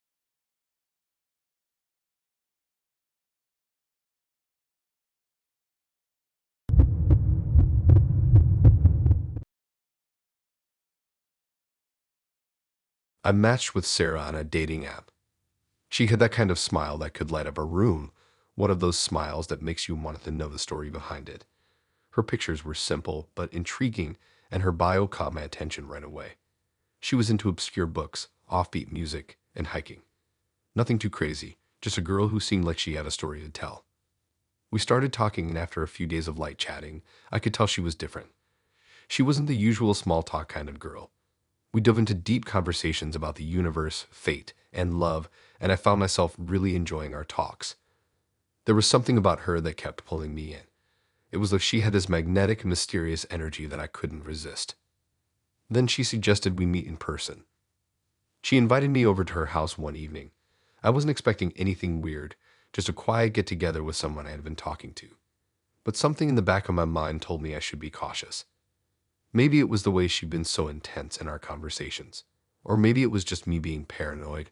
Regardless, I agreed. When I showed up at her house, I immediately felt an odd vibe. It wasn't anything overt, just a sense that something was off. The house looked old, not run down, but like it had history. The kind of history you can feel when you walk in, but can't quite place. There was a large front door that creaked slightly when I opened it. Sarah greeted me warmly, looking exactly like she did in her pictures. She led me inside, and the first thing I noticed was the smell, like old books and something else, something earthy. It wasn't unpleasant, just unusual. As I walked through the house, I couldn't help but notice the walls were covered in pictures, old photographs, black and white, some in frames, some pinned to the walls. At first, I thought it was just part of her aesthetic. Maybe she liked vintage stuff. But as I looked closer, I started to realize something. Every photograph was of a different person, but there was something strange about all of them. They all looked familiar. I stopped in my tracks. It hit me. The faces in the photographs looked like me, the same jawline, the same eyes, even the same smile. The first few pictures were subtle. The resemblance was there, but it was almost like a trick of the light. But the more I looked, the more I saw it. There were dozens of photos. Different people, different ages, different settings, but they all had the same look. It was like looking at a bunch of versions of myself, captured in different times and places. Is something wrong? Sarah asked, noticing me staring at the wall. I didn't know what to say. I was speechless. Why do all these people look like me? I finally asked, my voice barely above a whisper. She smiled, but it wasn't the warm smile I'd seen in her photos. It was something darker, like she was finally letting something out that had been hidden. You'll understand soon enough, she said, her voice soft but intense. I was starting to feel uncomfortable, but I didn't want to make a scene. Are these your family members? Sarah shook her head, but the smile remained. No, they're not my family. They're people I've collected. They all resemble someone very special to me. I took a step back, my mind trying to process what she was saying. Resemble? Who? She took a deep breath, her expression changing from playful to serious. My true love, my soulmate. I've been searching for him for years, but every time I think I've found him, he's not quite the right one. He looks like him, but he's not him. My heart skipped a beat. What do you mean? She looked at me, her gaze unwavering. I've been collecting people who resemble him. I've been searching through every version of him, through different lives, different timelines, hoping to find the one who matches him completely. But every time I end up with someone who's almost perfect, but not quite. You're the closest I've found so far. And now, she paused, her voice growing soft again. Now I'm hoping you're the one. I took another step back, my mind racing. What was she talking about? A soulmate? Timelines. People who look like me. It all sounded insane, but the way she was looking at me, so calm and sure of herself, made me feel like I was losing my grip on reality. Sarah, I think I should go, I said, my voice shaking slightly. This is getting really weird. But she wasn't looking at me anymore. She was staring at the photographs, as if lost in thought. You don't understand, she whispered. I've spent years searching for him, for the perfect Persian. I need you. I've been waiting for you, and now I've found you. I turned to leave, but as I reached the door, I heard the soft sound of footsteps behind me. I turned around, and there she was, standing only a few feet away, her face serious now. You're not leaving, she said softly. You can't leave. I've spent so much time finding you. I've been collecting people just like you. People who resemble him, my true love. But you're the closest. You're the one I need. I backed away, panic rising in my chest. I was trapped in this strange house, surrounded by pictures of people who looked like me, and now she was saying all this crazy stuff about collecting souls, about past lives, about a soulmate that wasn't really me. I reached for the door, but before I could grab the handle, she took a step closer, her hand reaching out to stop me. You don't get it, she said, her voice low and almost pleading now. I've been doing this for so long and I can't go back. I need you. I have to have you. I stared at her, my mind screaming to get out, to run as fast as I could, but I was frozen. Something in her eyes had changed. She wasn't the woman I thought she was. She wasn't the woman from the dating app. She was someone else, someone obsessed. I'm sorry, she whispered, her hand still on the door. I just need you to be him. I just need you to be mine. At that moment, I realized the horrible truth. The person I had been talking to, the person I thought I was getting to know, was nothing more than a woman obsessed with finding a version of her true love, Somyeon, who looked exactly like me. She had been searching for someone to fill a role in her twisted game, and I was next. I don't remember how I got out of her house. All I know is I ran. I ran as fast as I could, and when I looked back, she was still standing in the doorway, her eyes never leaving me. I don't know if she'll ever stop looking for someone who looks like her true love, and I don't know if I'll ever feel safe again.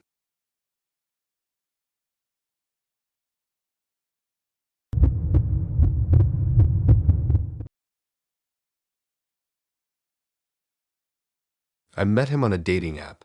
His name was Mark, and he seemed almost too perfect. His profile was clean, simple, and had just the right balance of mystery without being over the top. He had a charming smile in his photos, a little scruff on his face, and a photo of him standing in front of an old mansion. His dream home, he called it. His bio mentioned he was a historian, a lover of old things, and someone who appreciated the finer details of life. All the usual stuff you'd expect from someone in his 30s, right? We exchanged a few messages and immediately hit it off. He was easy to talk to, insightful, and had a way with words that made me feel comfortable. After a few days of chatting, we decided to meet up. He suggested we go to an old mansion that he was obsessed with. He claimed it was a historic site, one that was rich with stories and hidden history.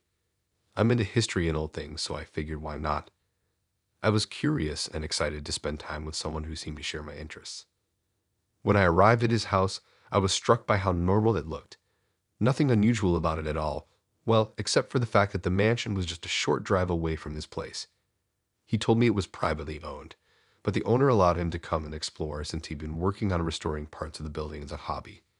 He was a historian, after all. I was all in for the adventure, especially after he mentioned that the mansion had been abandoned for years. It sounded like the perfect way to spend an afternoon.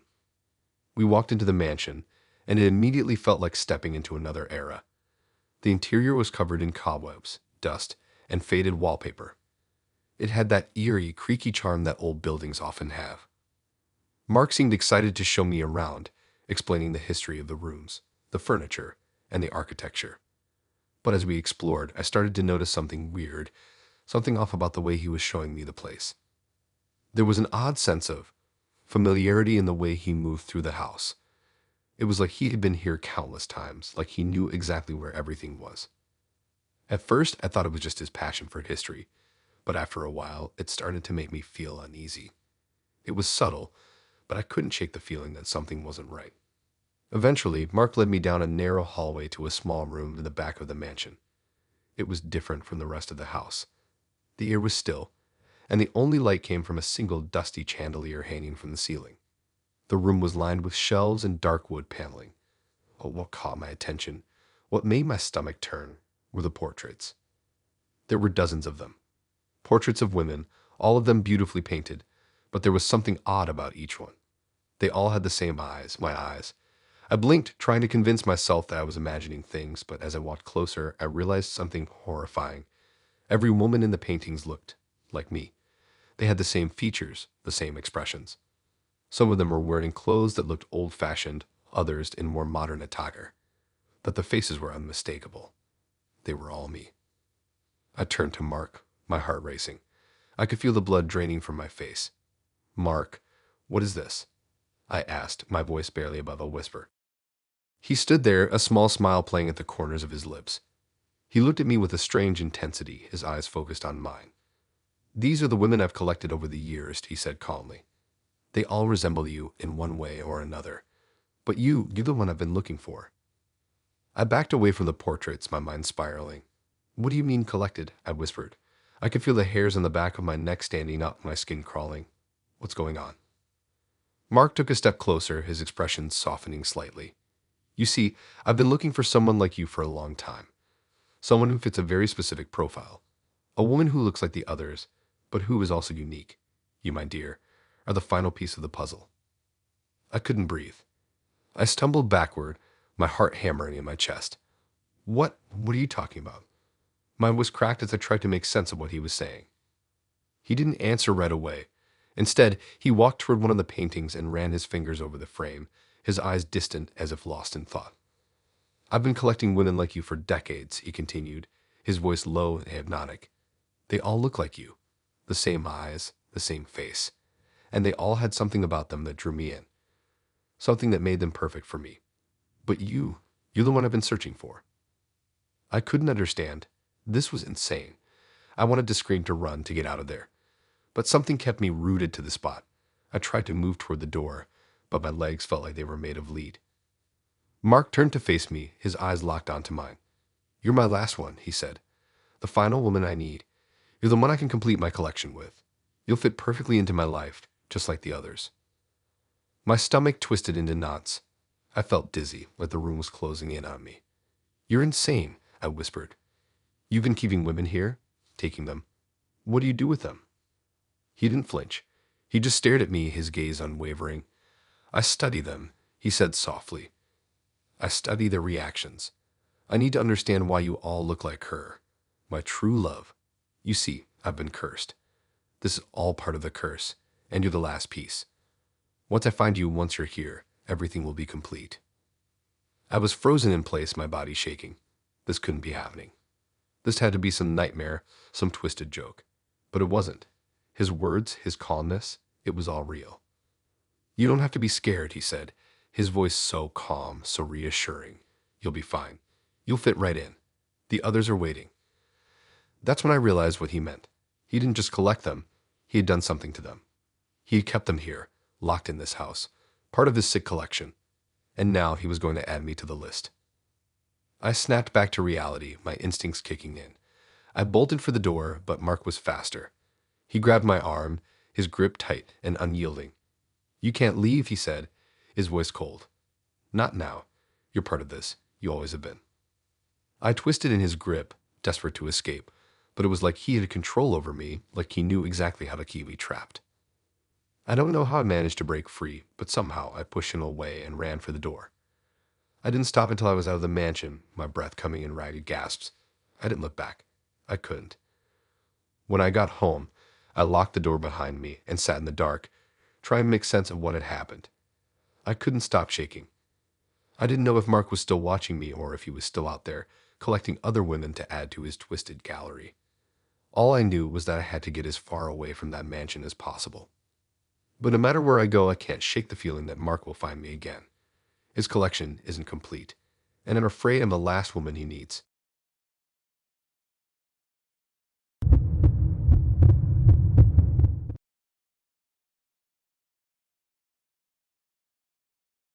It all started with a simple match on a dating app. Her name was Emily, and she looked normal enough. Her profile was casual, with a couple of photos of her hiking and one of her at a concert. She didn't seem like one of those people who posted overly edited pictures or tried too hard. She came across as down to earth, and that was refreshing.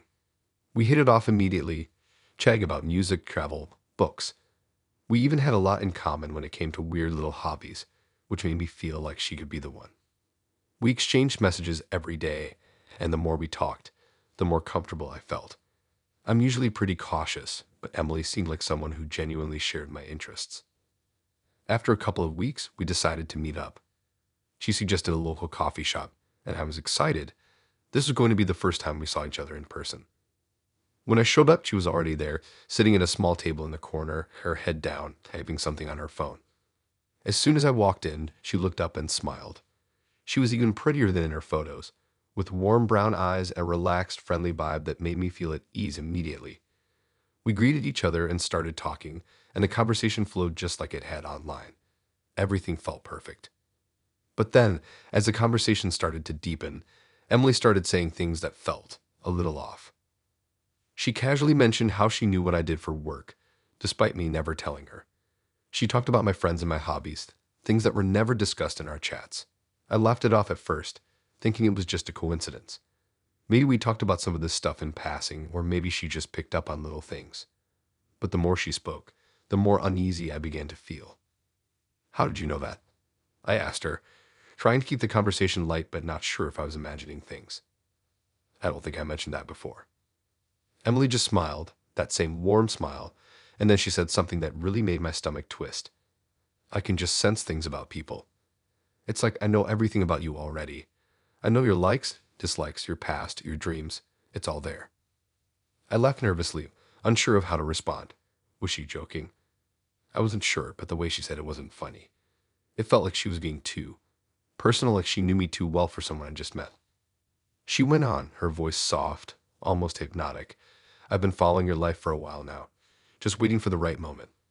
You've been easy to track, actually. I stopped mid-sentence. My heart started racing, my mind spinning with confusion. Following me? What do you mean by that? She didn't answer right away. Instead, she took a sip of her coffee, the faintest smile still on her lips. Her eyes were watching me with a kind of intensity I hadn't noticed before. The smile never faltered, but something about it seemed predatory now. Yeah, she finally said, almost casually. I've been keeping track of your life for a while now. All your online footprints, your social media, your posts, your likes, everything. You've been so easy to find. I felt a cold sweat forming on the back of my neck. This wasn't making sense. How could she have known all that? I didn't post that much online. Sure, I had a Facebook and Instagram, but I kept those pretty private. Look, I don't know what you mean, I said, trying to laugh it off. But this is kind of freaking me out. I think I need to go. But Emily wasn't done. You should be more careful, you know. People leave their digital footprints everywhere these days. It's so easy to track people, figure out where they live, where they work, what they do. I've been tracking yours for a while. I froze. Wait, how long have you been tracking me? Her smile turned into something a little darker now. I've been impersonating you online for years. I felt my blood run cold. What? I whispered, almost not believing what I was hearing. You've been impersonating me? How? How was that even possible? She leaned in closer, her voice low and steady. I've been using your name, your photos, your social media, everything. I've been living your life in ways you don't even know. Every post, every comment, every picture. I've been the one writing them, liking them, making it all look real. I've been pretending to be you. And the best part is, you never noticed. My mind couldn't process the words she was saying. No, no, you're not serious, I said, my voice shaking now. You're not me. She gave a small chuckle, almost affectionate, as if she were explaining something simple to a child. Oh, but I am. It's just easier to be you than it is to be me. I've been following you for so long, learning about you, becoming you. I even started talking to your friends, your family. They all think I'm you. The only thing that's missing is the real you, sitting here, right in front of me. I backed away from the table, my heart racing in my chest. You're insane, I muttered. You've been pretending to be me for years. Why? Why would you do that? She didn't answer right away, but her eyes never left me. She just stared like she was waiting for me to understand. Because I had to. I needed to know everything about you. I needed to see what made you tick. And once I figured it out, I knew what I had to do. I needed you to be here, right now. I felt a wave of nausea hit me. This was real. It was all too real. Emily wasn't just some random girl from a dating app. She was someone who had been living my life, impersonating me, and now I was trapped in her game. I tried to get up and leave, but as I moved, she stood in front of me, blocking my way. You're not going anywhere, she said softly, her voice almost soothing now, like she was trying to comfort me. Not yet. You're my last piece. I've done this so many times, but you're the final one. I need you. I was shaking now, unable to find my voice. She wasn't the woman I'd been talking to. The real Emily had disappeared, and in her place was a person who had consumed my life, taken everything that made me me, and used it as her own. I felt like I was losing control, like I was drowning in the weight of what she had done. You've been taking my life, I whispered, and now you want me to be a part of it. Her smile deepened. Exactly. It's the last step. You'll be me now, and I'll be you, and we'll live our lives together, forever. I didn't wait for her to say anything else. I ran. I didn't stop to look back. I didn't know how I got out of there, but somehow I managed to escape. I don't know how far she's gone with her impersonation of me, or if she's still out there living my life. All I know is I'm never going back to that dating app again, and I'm never letting anyone into my life like that again, because when someone can take everything you are and turn it into their own twisted reality, nothing is ever truly safe.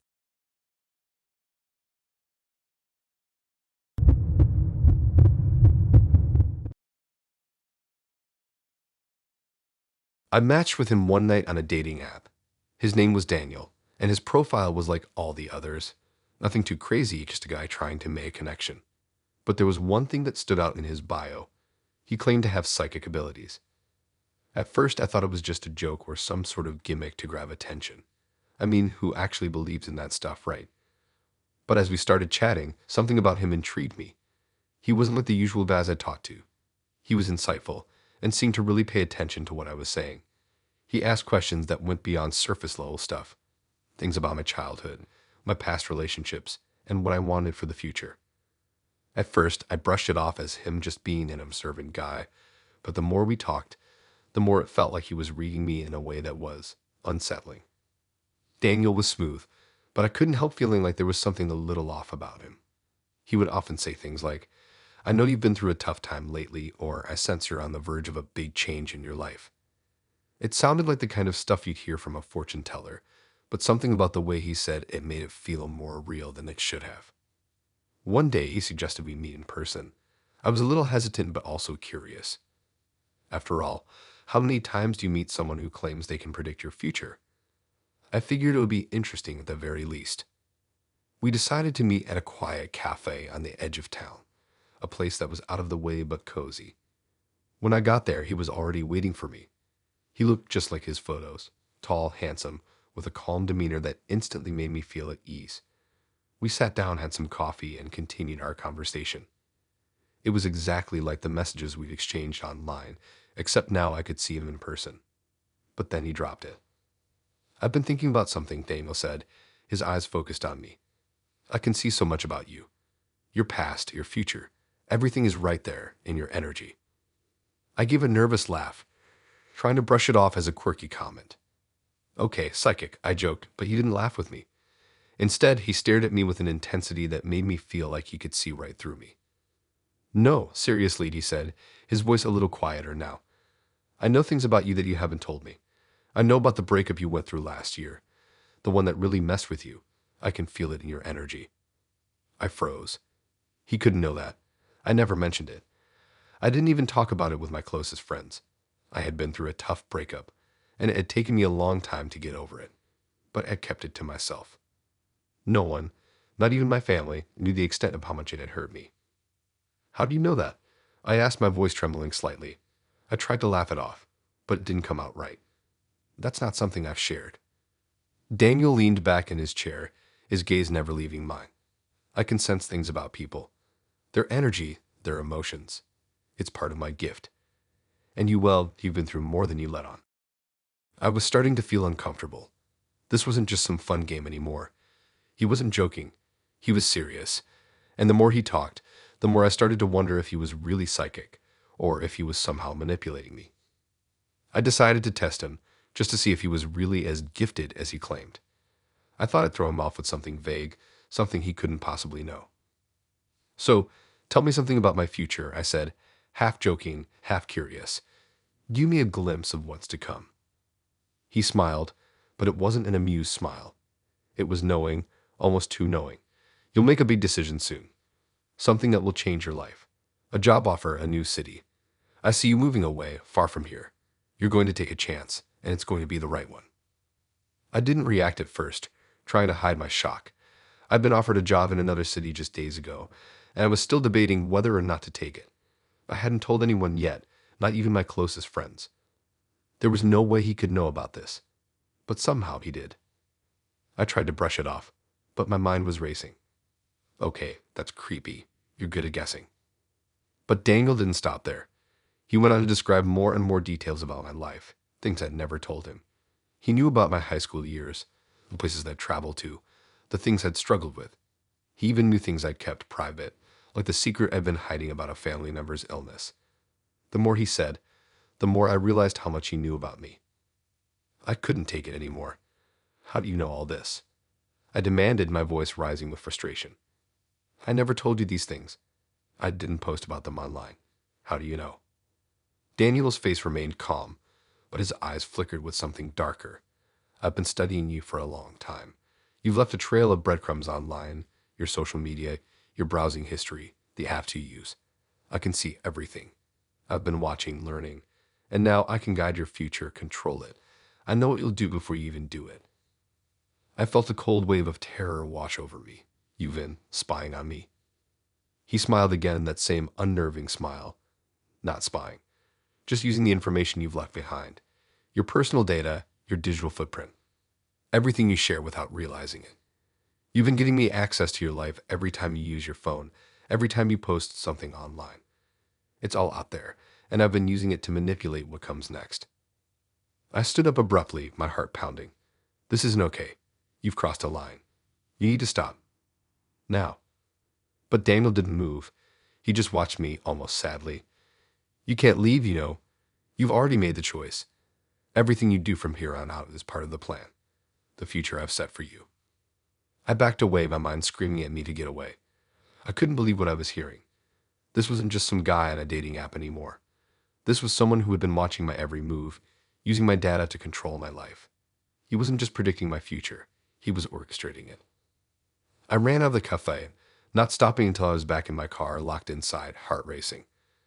I don't know how he had access to all my personal information, but I knew one thing for sure. I had to get away from him. I deleted my dating app the second I got home, and I haven't been able to stop looking over my shoulder since. Daniel isn't just a psychic. He's someone who knows everything about me. And that's the scariest part.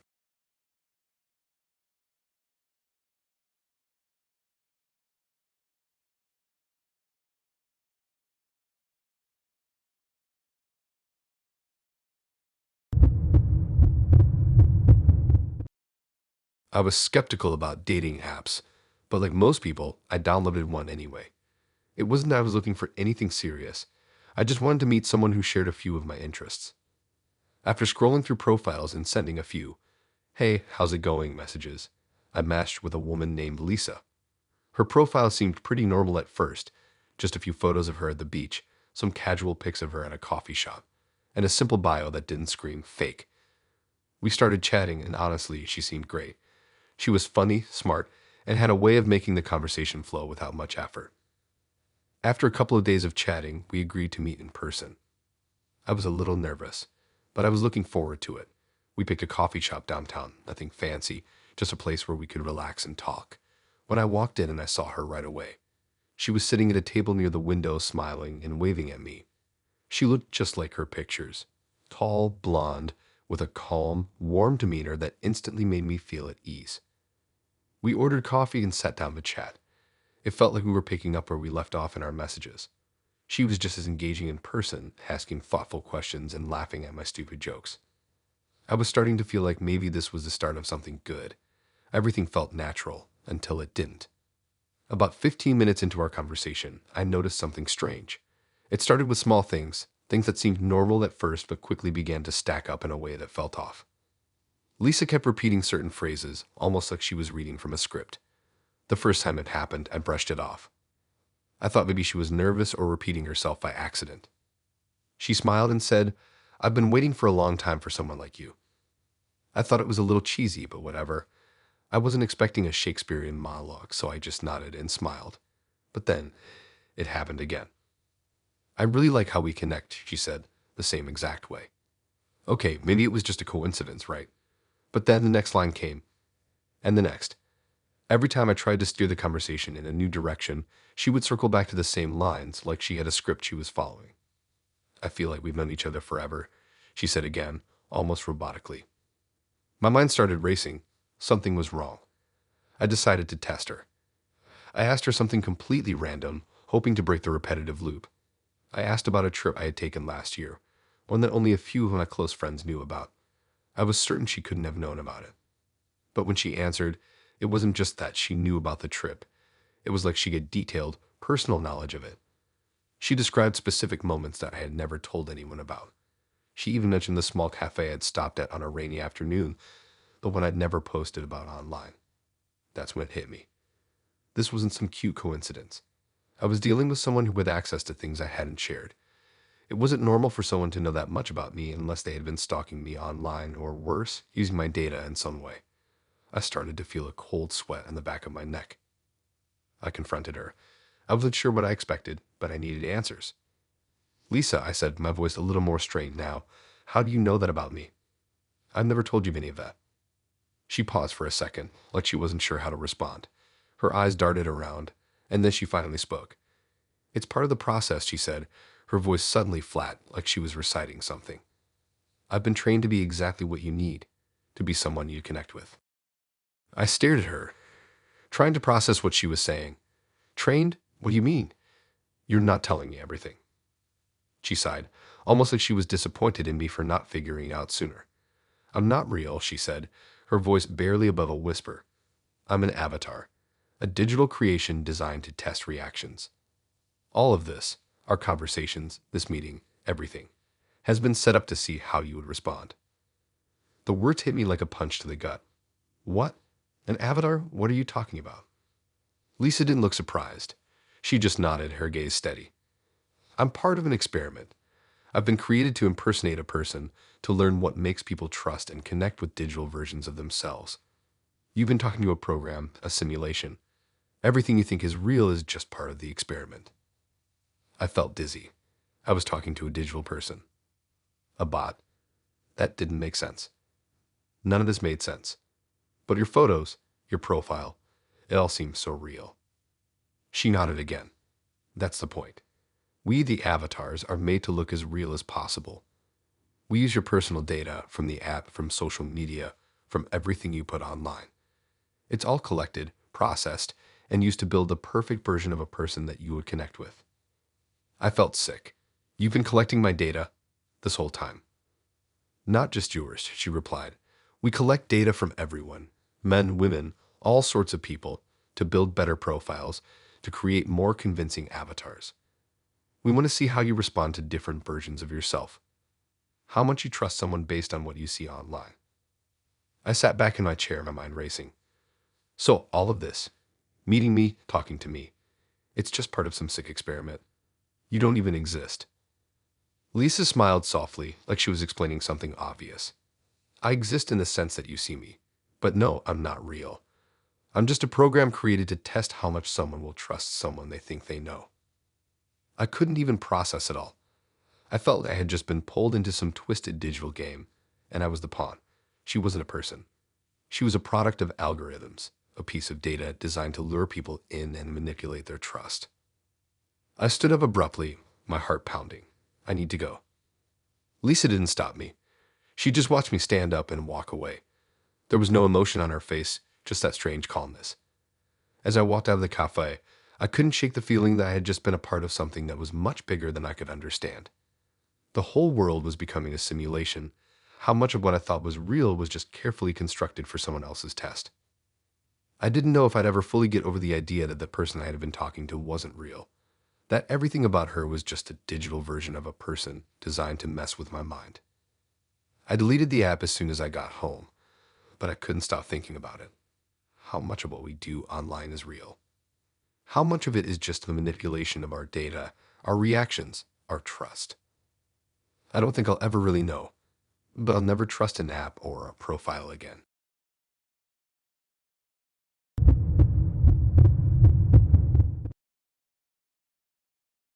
I met him on a dating app. His name was Ethan, and honestly, he seemed too good to be true. He was exactly the kind of guy I'd been looking for. Handsome, well-spoken, into all the same things as me.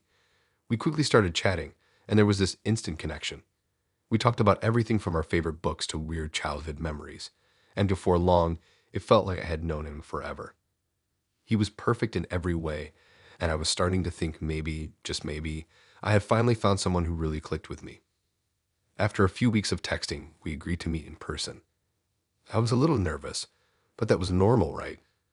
We decided to meet at a cafe on a quiet street, nothing too fancy, just somewhere we could talk and get to know each other better. When I walked in, I saw him immediately.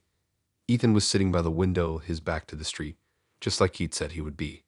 He looked exactly like his photos, tall, with shaggy brown hair and a warm smile. When he saw me, he stood up and waved. I walked over, feeling a little jittery but excited to finally meet him. We sat down, ordered our drinks, and the conversation flowed easily at first. He was just as charming as I'd imagined, and everything seemed perfect. But then something changed. It wasn't anything huge at first, just a small shift. As we were talking about our favorite movies, I noticed that Ethan was staring at me a little too intently. His smile faded slightly, and his eyes didn't leave mine. I didn't think much of it at first, but as the conversation continued, I started to feel uncomfortable. It happened when I mentioned something that was deeply personal, a fear I had from childhood. Something I had never mentioned to anyone before. I didn't think it was a big deal, just a small part of who I was. But then, without missing a beat, Ethan leaned forward and said, "You know, I thought you might say that." I froze. He continued, his voice softer now. "I've seen you before." My heart started to race. "What do you mean?" I asked, trying to laugh it off. But the tension in the air was thick now. "I've been here before," he said, his gaze still locked on me. "I've met other people from this app before. People just like you. And every time, they disappear." My pulse quickened. "Disappear?" I asked, my voice shaking. "What are you talking about?" Ethan looked at me, and for the first time since we'd met, his expression became serious. The warmth in his eyes vanished, replaced by something else, something darker. "You don't get it, do you? This app isn't just for dating. It's part of something else, something cursed. The people I've met from here, they've all vanished, disappeared without a trace. And now I'm warning you, you're next." I couldn't breathe. I laughed nervously, trying to brush it off as a joke, but the way he looked at me told me he wasn't playing around. "What do you mean, I'm next?" Ethan didn't answer right away. Instead, he stared at me, almost like he was studying me. Then finally he spoke, his voice low and serious. "The app has a way of drawing people in. At first, it seems harmless, just another way to meet people.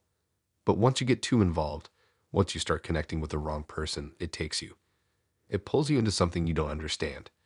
And the people who disappear, they're the ones who got too close." I felt a cold sweat break out on my skin. I could feel my heart pounding in my chest. "This is insane," I said, trying to dismiss his words. "This app is just an app. It's just for dating Ethan. No, he interrupted, shaking his head. It's not. It's something else. I don't know how, but I think this app is tied to something darker, something supernatural. Every time I've met someone here, it feels like I'm being pulled deeper into it, and I don't know how to stop it. I don't want you to be next, but I have no choice. I've already been caught up in it. I stood up, my chair scraping against the floor. This is crazy. I'm leaving. But as I stood up, Ethan reached out, grabbing my wrist gently but firmly. Please, he said, his voice strained. You don't understand. You have to believe me.